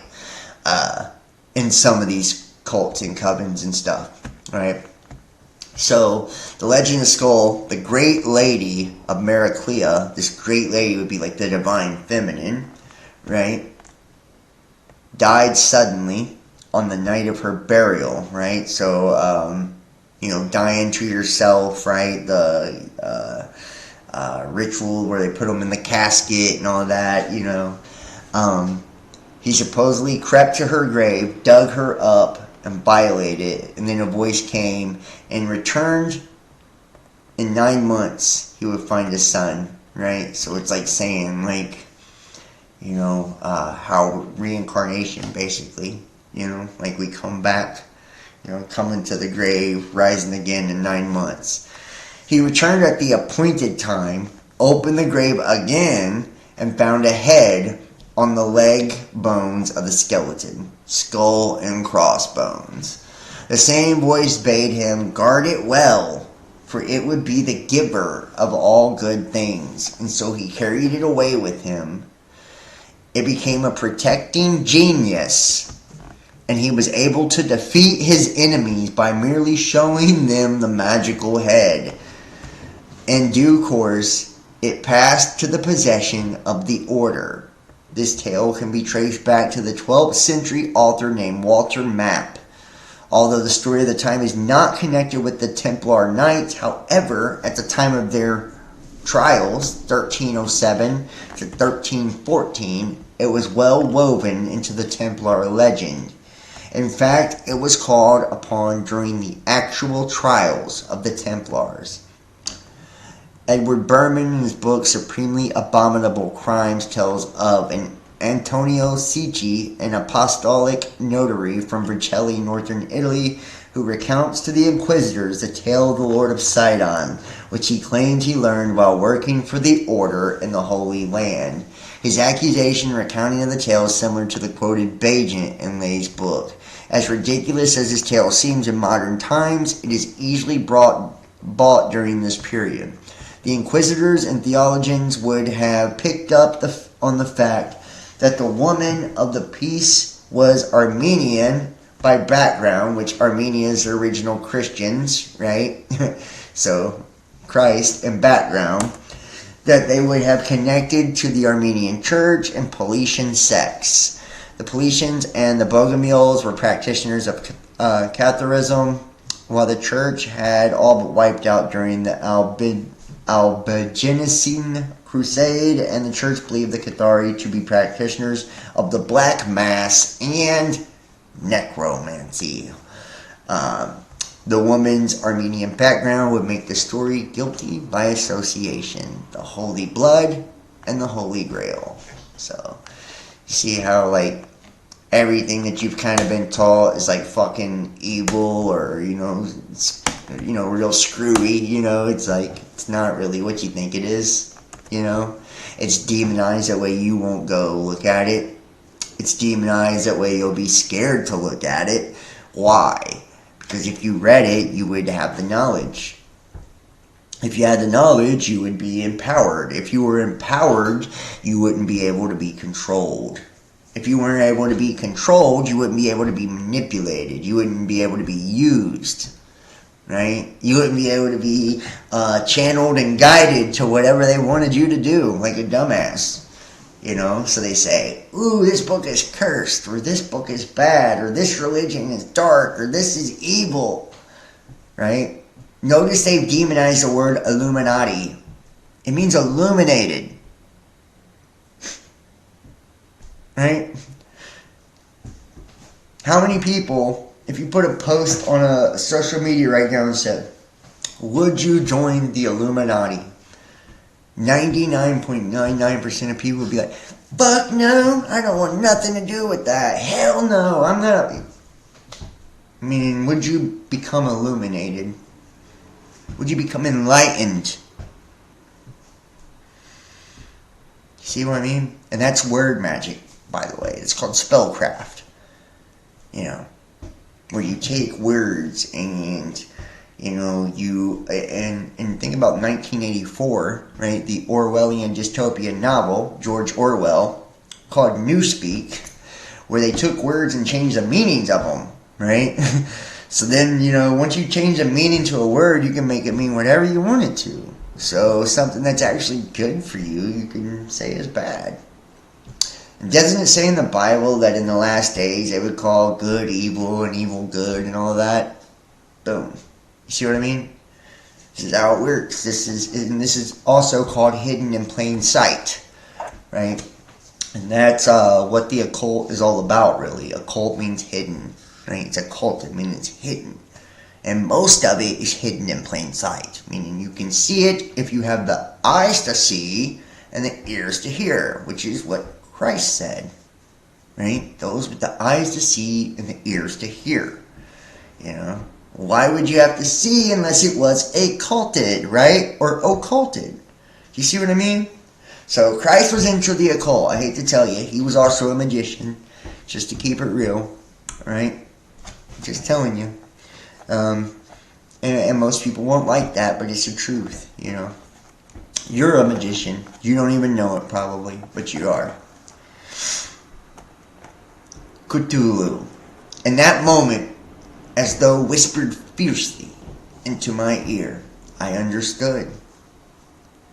These are the signs carved upon the gray stone that was the gate to the outside.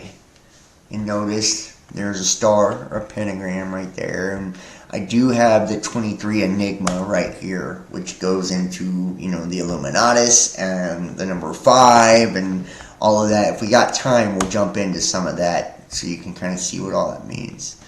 And this is the amulet that I held in my hand and hold to this very day around my neck as I write these words. And, you know, they're showing you how to do it now.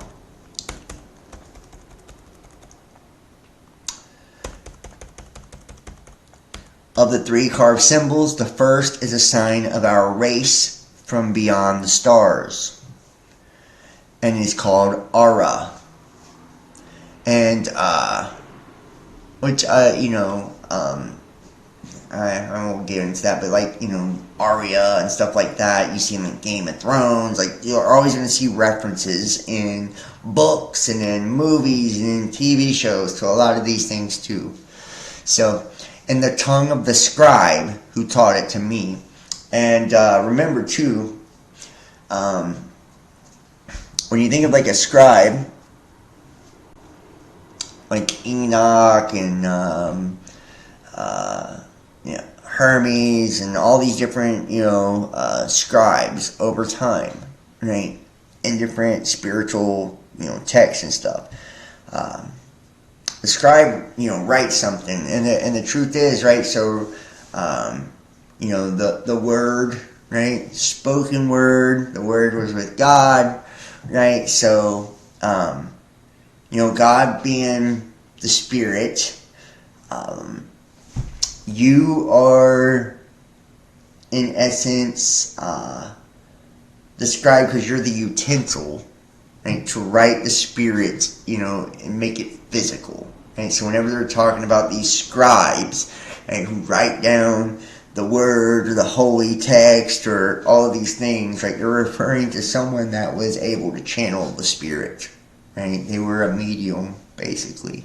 They were a channel, you know, and we're all that, actually, you know, but some of us are just aware of it, some of us are not. Matter of fact, if you're watching YouTube, right, it's a YouTube channel, right? YouTube, right?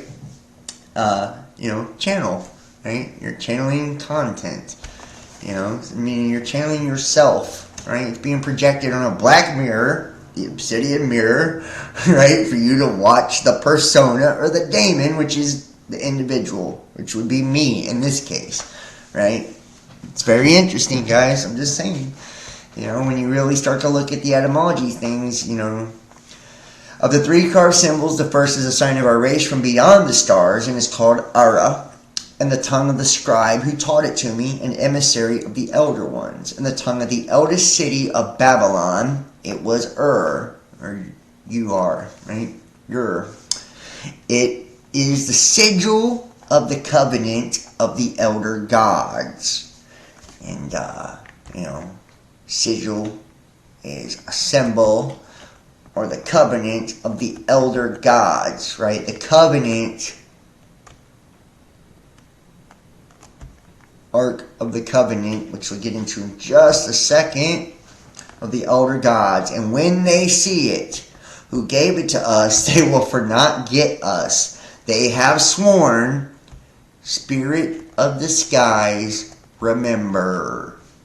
This covenant of the elder gods. I'll show you who it is.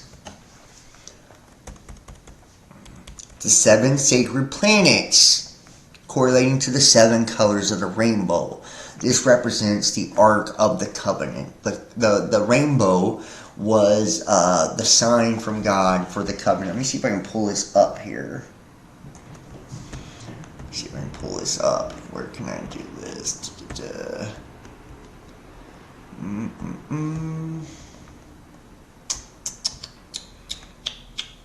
Detroit.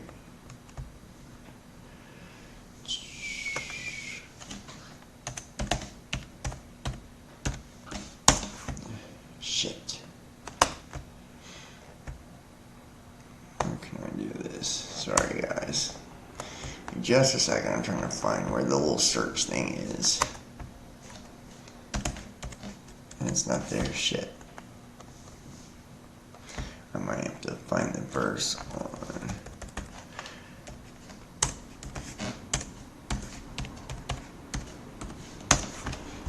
Okay, here, let me pull this up over here, actually.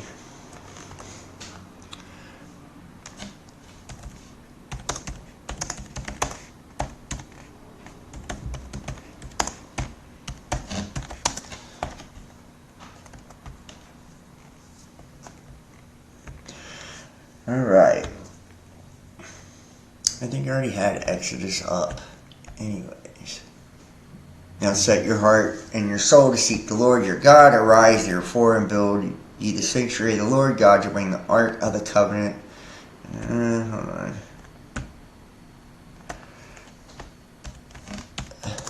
Whoops. Bam. Genesis 9:13. Alright.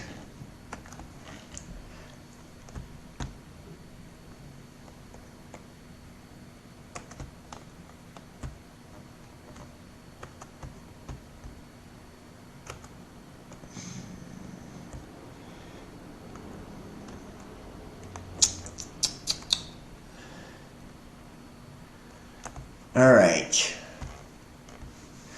On that very day, right here.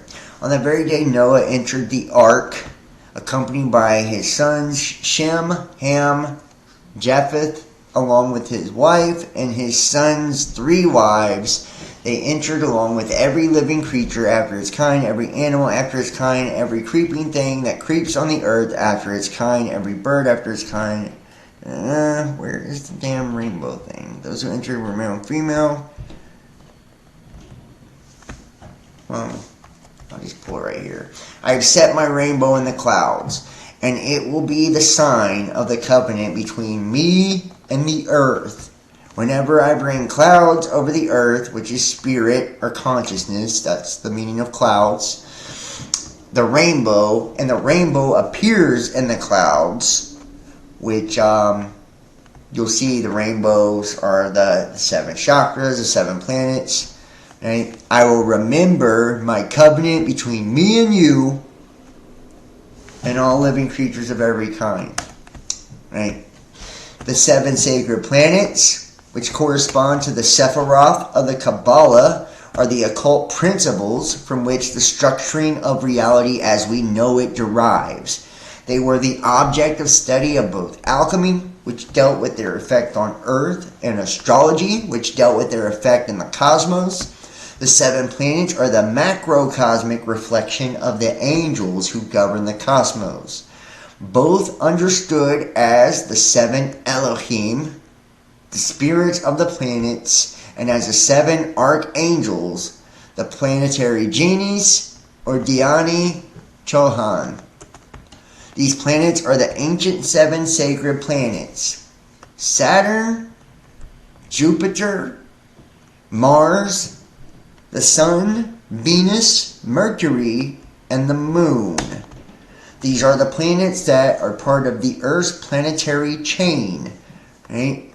Chain, like DNA, right? In these series, Uranus, Neptune, and Pluto are not considered, and these external planets are not part of our planetary chain, but were formed before it. Why? Why were they formed before it, right? Because these represent, what is it? Neptune represents the astral or the dream world. Pluto represents the underworld, right? These are different. Uranus, I think, is the heavens. So it's like literally, or the Uranus is the dreams, Neptune is like water, and Pluto is the underworld. So these are like just describing the things that were made before us. These are outside of the Saturn moon matrix or the solar system. Even though we consider them part of our solar system, they're elements outside of the rule of Saturn, right? Or Satan, right? The god of this world. Okay?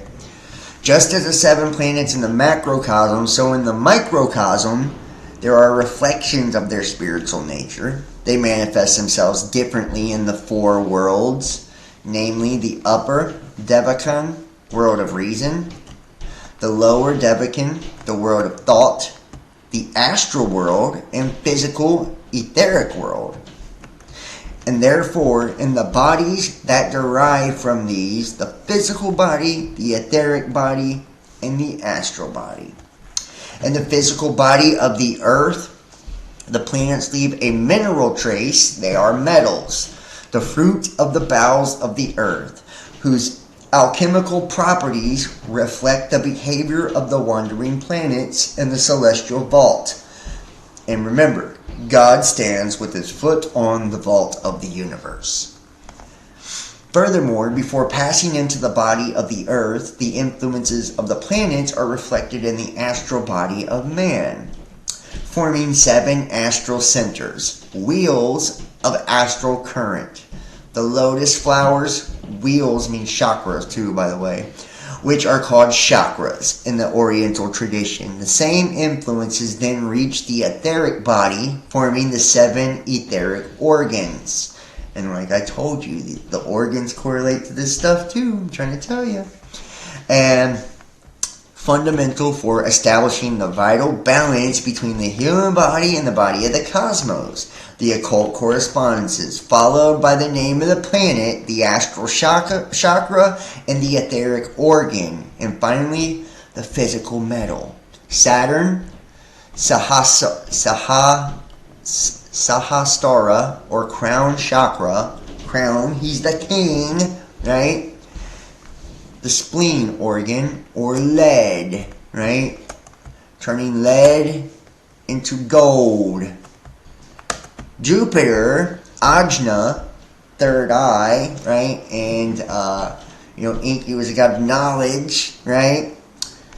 The liver, which regenerates to tin metal. And isn't it weird how God is on the 10th dimension, tin metal? Interesting. Mars, Vishuddha, or throat chakra, gallbladder, organ, iron. Iron mixed with miry clay. That's interesting. That would just be the masculine aspect as well, mixed with the clay. So it's people without a soul. Isn't that interesting? It would be people without a soul. Everybody's heard about the book of Daniel, right? In his prophecy about the last days and all of that, and the abomination that causes desolation. It's people without a soul. Isn't it starting to seem like COVID really was that?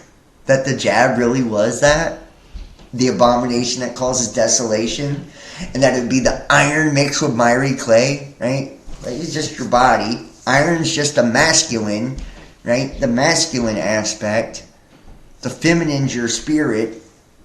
People without a soul. Wow. Interesting, is it not?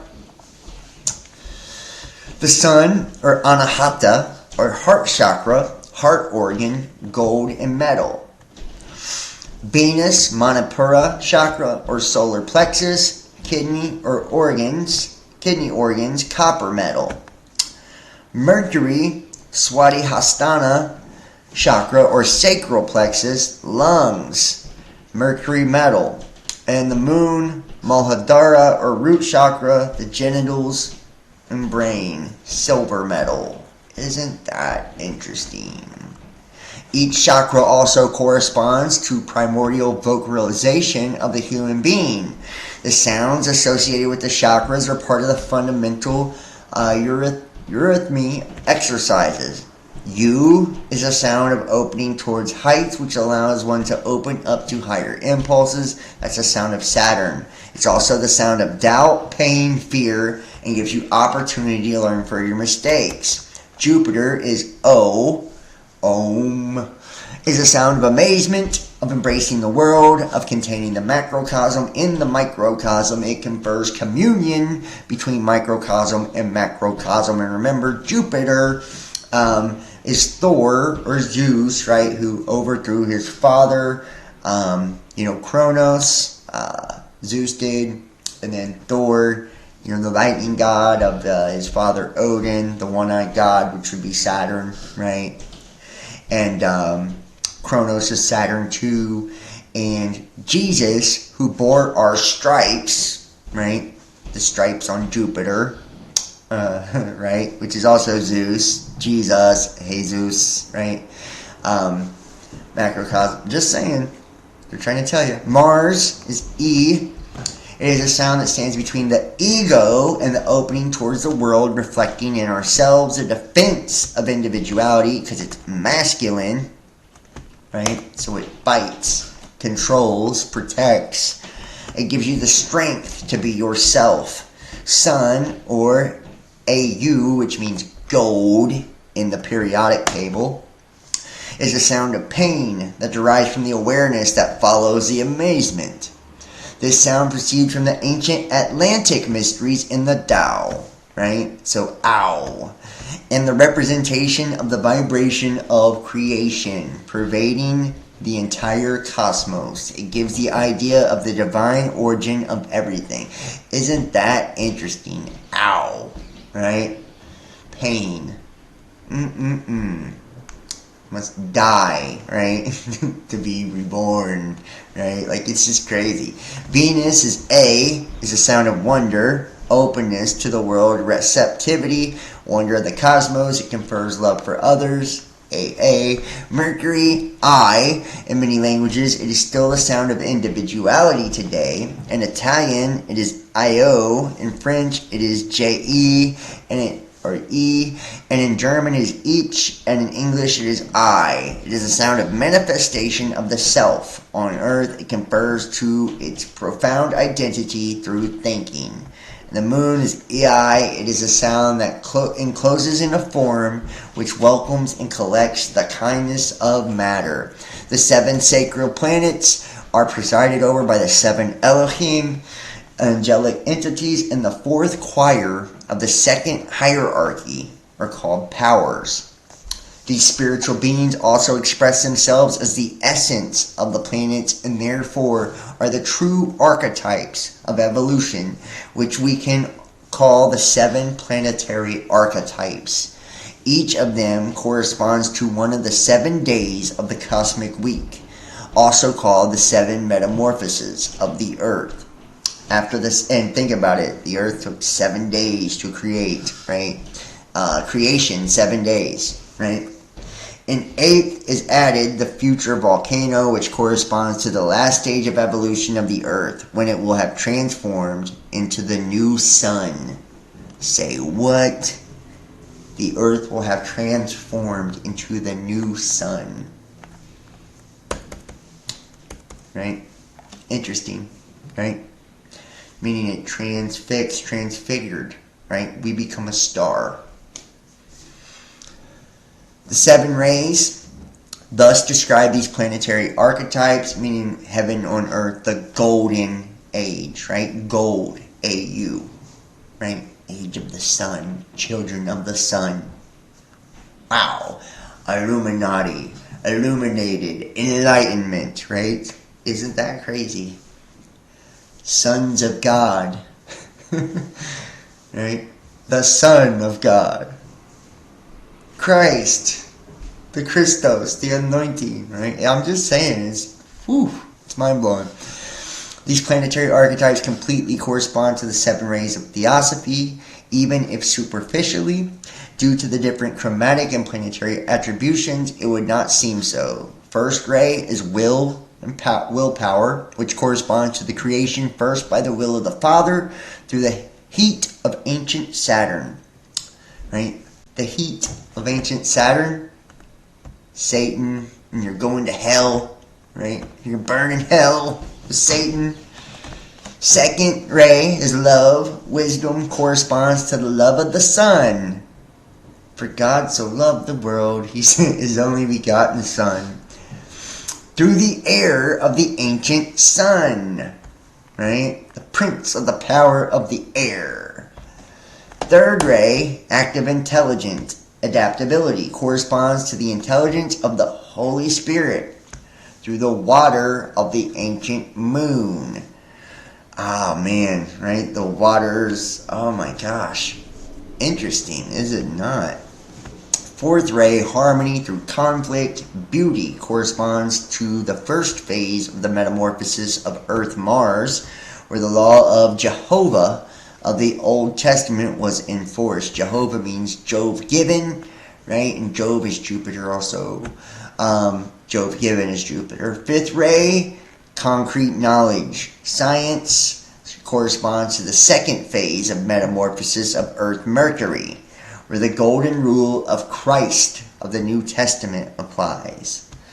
The fifth ray, the pentagram, the golden rule of Christ, right? Mercury, the messenger of the gods. Sixth ray, devotion, idealism, corresponds to the imaginative consciousness of the Holy Spirit through the water of future Jupiter. Seventh ray, ceremonial order, order out of chaos.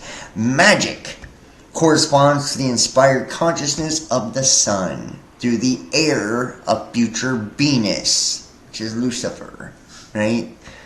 In theosophy, there is no eighth ray, while anthroposophy considers the archetype of future Vulcan. Wasn't Spock a Vulcan in Star Trek? A condensed repetition of all previous evolution on a higher octave, with the attainment of the intuitive consciousness of the Father in the heat of Vulcan. Wow. The great work. Activation paths of these astral and etheric centers correspond to the 4 phases of the great work of alchemy to produce the philosopher's stone and the elixir of life. Nigredo, in which the false image of the lower self is deposited. And notice what's in this, word, right? Negro, right? Black. False image of the lower self. I told you that slave race. The vices decompose, darkening the shell that holds the soul prisoner. Right? Isn't it funny how physical reality mimics everything else, right? Slavery of black people and what we call them, right? Isn't that interesting? The 7 planetary chakras are crossed in the order in which they are found in the occult system of the planets, i.e. in the geocentric system, Saturn, Jupiter, Mars, Sun, Venus, Mercury, Moon. And what's really weird about that too, those men, right, with that color of skin, they didn't have a vote or anything because they didn't count as a man. Right? Or they counted as 1/3 or something like that of a man, or something 2/3 of a man at one time. It's crazy. Albedo, the soul awakens to new life. Having been purified of all its incorruptible components, new life dawns in her.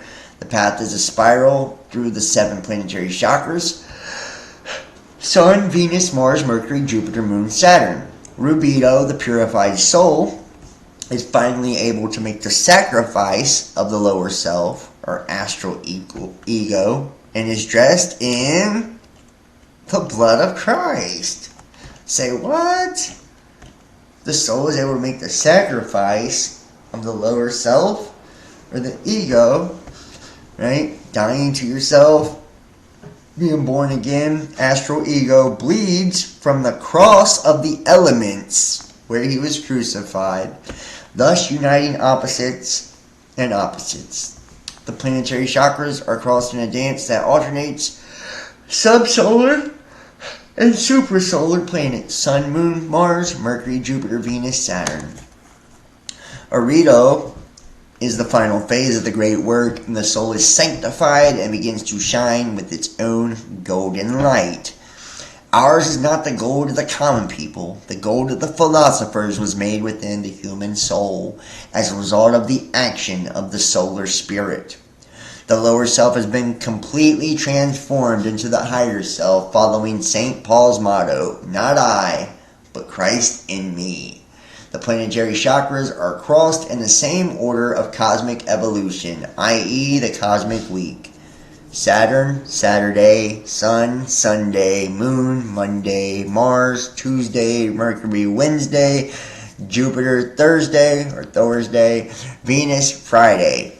We then return to Saturn, but now an octave above the first fulfillment of the great work, thus reaching the stage of Vulcan. That is so crazy. Regarding the harmonization of the 7 planets in the sense of esoteric Christianity, here are some verses from St. Paul to the Ephesians, to which it is possible to associate the celestial gifts of the 7 planets to form a spiritual armament. Stand firm, guarding your loins with the truth. Moon. Put on the armor of the authentic superior being, Sun, the armor of Christ. Step on your feet with the willingness to spread the peace.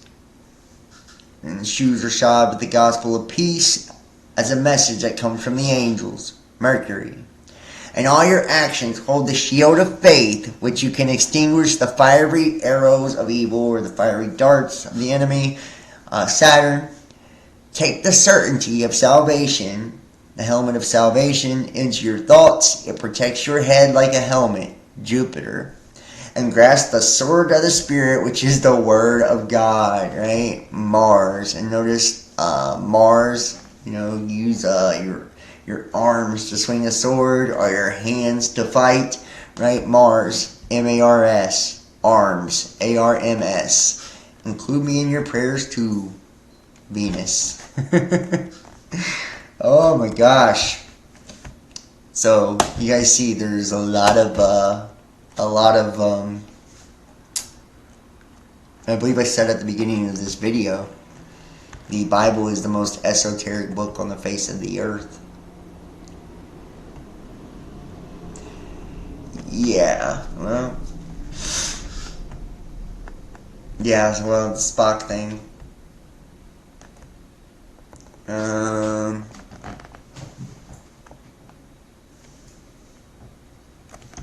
Well, yeah. Using fake gold to control people. Well, absolutely. Alright, now, let's keep it moving here. And I hope you guys are enjoying the video and you're getting something out of it. I really am trying to make it action-packed for you. That way you at least get more than what I feel like, you would get anywhere else. So, the second is the elder sign and is the key whereby the powers of the elder gods may be summoned when use of the proper words and shapes. It has a name and is called Aga. The third is a sigil of the Watcher, is called Bandar. The Watcher is a race sent by the Elder Ones. It keeps vigil while one sleeps, provided the appropriate ritual and sacrifice has been performed. Else, if called, it will turn upon you.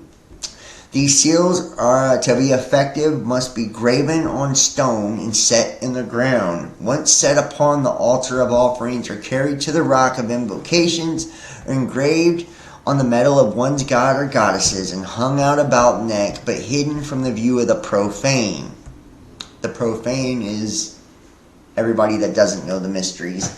I would say that you guys are the profane, but a lot of you really are not. You're really not. So a lot of you guys know just as much, if not more, than me. So,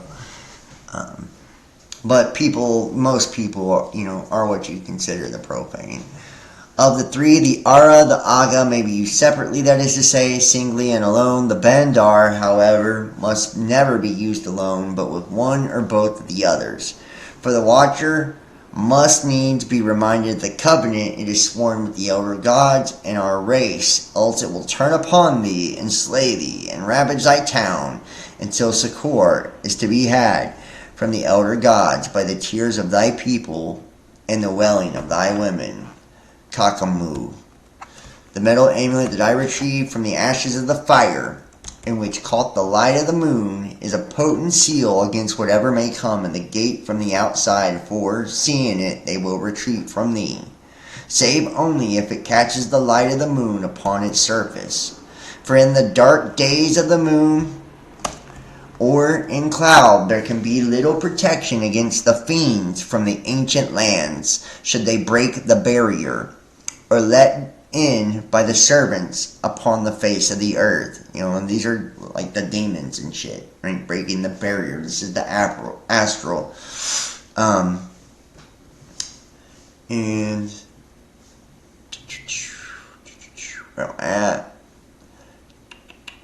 In such a case, no recourse is to be had until the light of the moon shines upon the earth, for the moon is the eldest among the Zonai, and the starry symbol of our pact, Nana, a father of the gods, remember. Wherefore the amulet must be engraved upon pure silver, and the full light of the moon shine upon it at its working.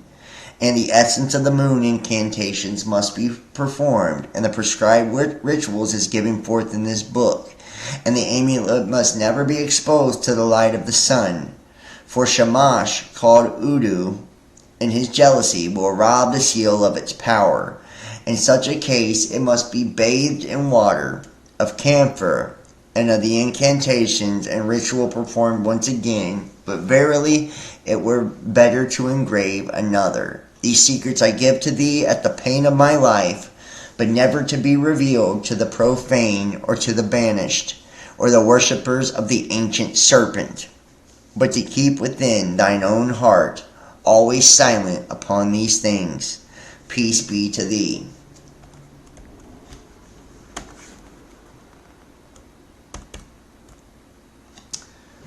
Henceforth, from that faithful night in the mountains of Mashu, I wandered about the countryside in search of the key to the secret knowledge that had been given me. And it was a painful and lonely journey, during which time I took no wife, called no house or village my home, and dwelt in various countries, often in caves or in the deserts, learning several tongues as a traveler might learn them, to bargain with the tradespeople and learn of their news and customs. And, the Freemasons call each other, travelers and free agents, right? But by my bargaining was with the powers that reside in each of these countries. And soon I came to understand many things which before I had no knowledge, except perhaps in dreams. The friends of my youth deserted me, and I them. When I was 7 years gone from my family, I learned that they had all died of their own hand, for reasons no one was able to tell me. Their flocks had been slain as the victims of some strange epidemic. Which is interesting, these words, epidemic. I wandered as a beggar, being fed from town to town as the local people saw fit, often being stoned instead and threatened with imprisonment. On occasion I was able to convince some learned man that I was a sincere scholar, and was thereby permitted to read the ancient records in which the details of necromancy, sorcery, magic, and alchemy are given. I learned of the spells that cause men illness, the plague, blindness, insanity, and even death. I learned of the various classes of demons and evil gods that exist, and of the old legends concerning the ancient ones.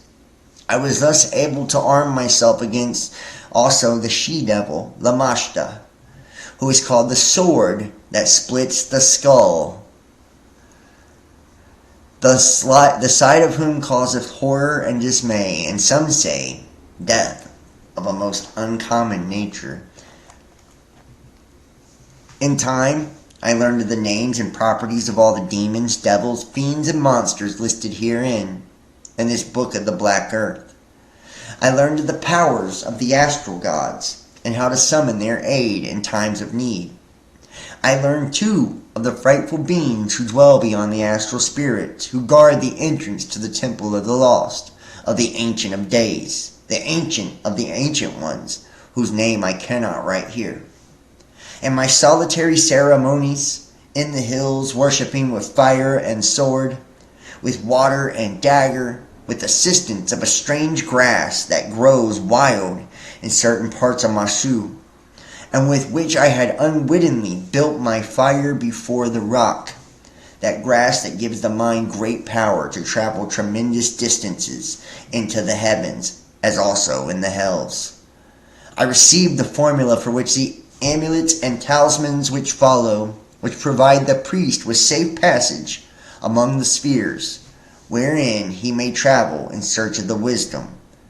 But now, after 1001 moons of the journey, the masking nip at my heels, the Rabishu pull at my hair, Lamashta opens her dread jaws, a Zog-Thoth gloats blindly at his throne, Cthulhu raises his head and stares up through the veils of sunken Balorni, all up through the abyss, and fixes his stare upon me, of the rites or to the formula or to the sacrifices, for now it appears as if the entire host of Ereshkigal lies waiting, dreaming, drooling for my departure. I pray the gods that I am saved, and not perish as did the priest, Abdul bin Martu. In Jerusalem the gods remember and have mercy upon him. My fate is no longer written in the stars, for I have broken the Chaldean covenant by seeking power over the Zonai. I have set foot on the moon, and the moon no longer has power over me. The lines of my life have been obliterated by my wanderings in the waste, over the letters writ in the heavens by the gods. And even now, I can hear the wolves howling in the mountains as they did that fateful night, and they are calling my name and the names of others. I fear for my flesh, but I fear more for my spirit. Remember always, in every empty moment, to call upon the gods, not to forget thee, for they are forgetful and very far away. Light thy fire high in the hills, and on the tops of temples and pyramids, that they may see and remember. Remember always to copy each of the formula as I have put it down, and not to change it by one line or dot, not so much as a hair's breadth, lest it be rendered valueless, or worse. A broken star is the gate of Ganzir, the gate of death, the gate of the shadows and the shells. Recite the incantations as they are written here, in the manner this prescribed. Prepare the rituals without erring, and in the proper places and times render the sacrifices. May the gods be ever merciful unto thee. May thou escape the jaws of the Maskim, and vanquish the powers of the Ancient Ones. And the gods grant thee death before the Ancient Ones rule the earth once more. Kakamu Selah. Boom. And that is the tale of the Mad Arab right there. And I hope with a little bit of background information here, you really start to see. And this is your circumambulation, by the way, guys, in case you didn't know that. Your circumambulation, where the orbit, right? And this is why the solar system and the universe has gravitational waves. Same thing. Just ripples outward and outward, man. It's a spiral. You know, the Fibonacci sequence, the spiral of life, the golden ratio. That's why planets are on orbits. That's why they're celestial spheres. That's why time is in cycles. That's why we have cells in our body. That's why we're in wombs, right? There is nothing new under the sun, and I mean that truly. You know, I mean that. I wonder how long we've been going here. Do I have time? Damn. Well, okay. Matter of fact, yeah, we're gonna stop it here and wrap it up. And I believe tomorrow night we will do a video on the Ark of the Covenant. We're gonna go deep into the Ark of the Covenant tomorrow for those that are interested. Yeah, Kimberly's great, man. I appreciate her. Yeah, tomorrow night we're going to get into the Ark of the Covenant. So, if you guys are interested in that, consider donating, supporting. PayPal.me/TheBestDamnPodcast. Cash App, Best Damn Podcast. Facebook.com, John Keane, Best Damn Podcast. And everybody that donates now, I'll go ahead and give you access for the month of February. And remember, tarot readings are not donations. That's a tarot reading. So, you know, just for people, I've had people try to do that. It's not the same thing. So, you can donate, support there, and text 513-393-2396 to get your links. Or email therealbestdampodcast@gmail.com. Or you can join me over on Patreon. It's patreon.com, Best Damn Podcast Official. And everybody who does help me out, thank you so much. It's greatly needed and appreciated. So you have no idea. I'm very grateful. If you like to book a personal tarot reading, they start at $50. The same thing, text or email. And yeah, man. And if you do the video thing, give me about, it's usually 48 to 72 hours, and I'll send you the video. Thank you so much, guys. I appreciate all of you guys. Appreciate everybody, so. And if you haven't seen part 1 of the Necronomicon, check it out. The Cthulhu Mythos. I did start a playlist on the main YouTube channel. And check out the daily tarot reads. They do really, really well, especially over on Facebook. So, check them out. Those are free. And I'm doing the zodiac signs for the month of February too.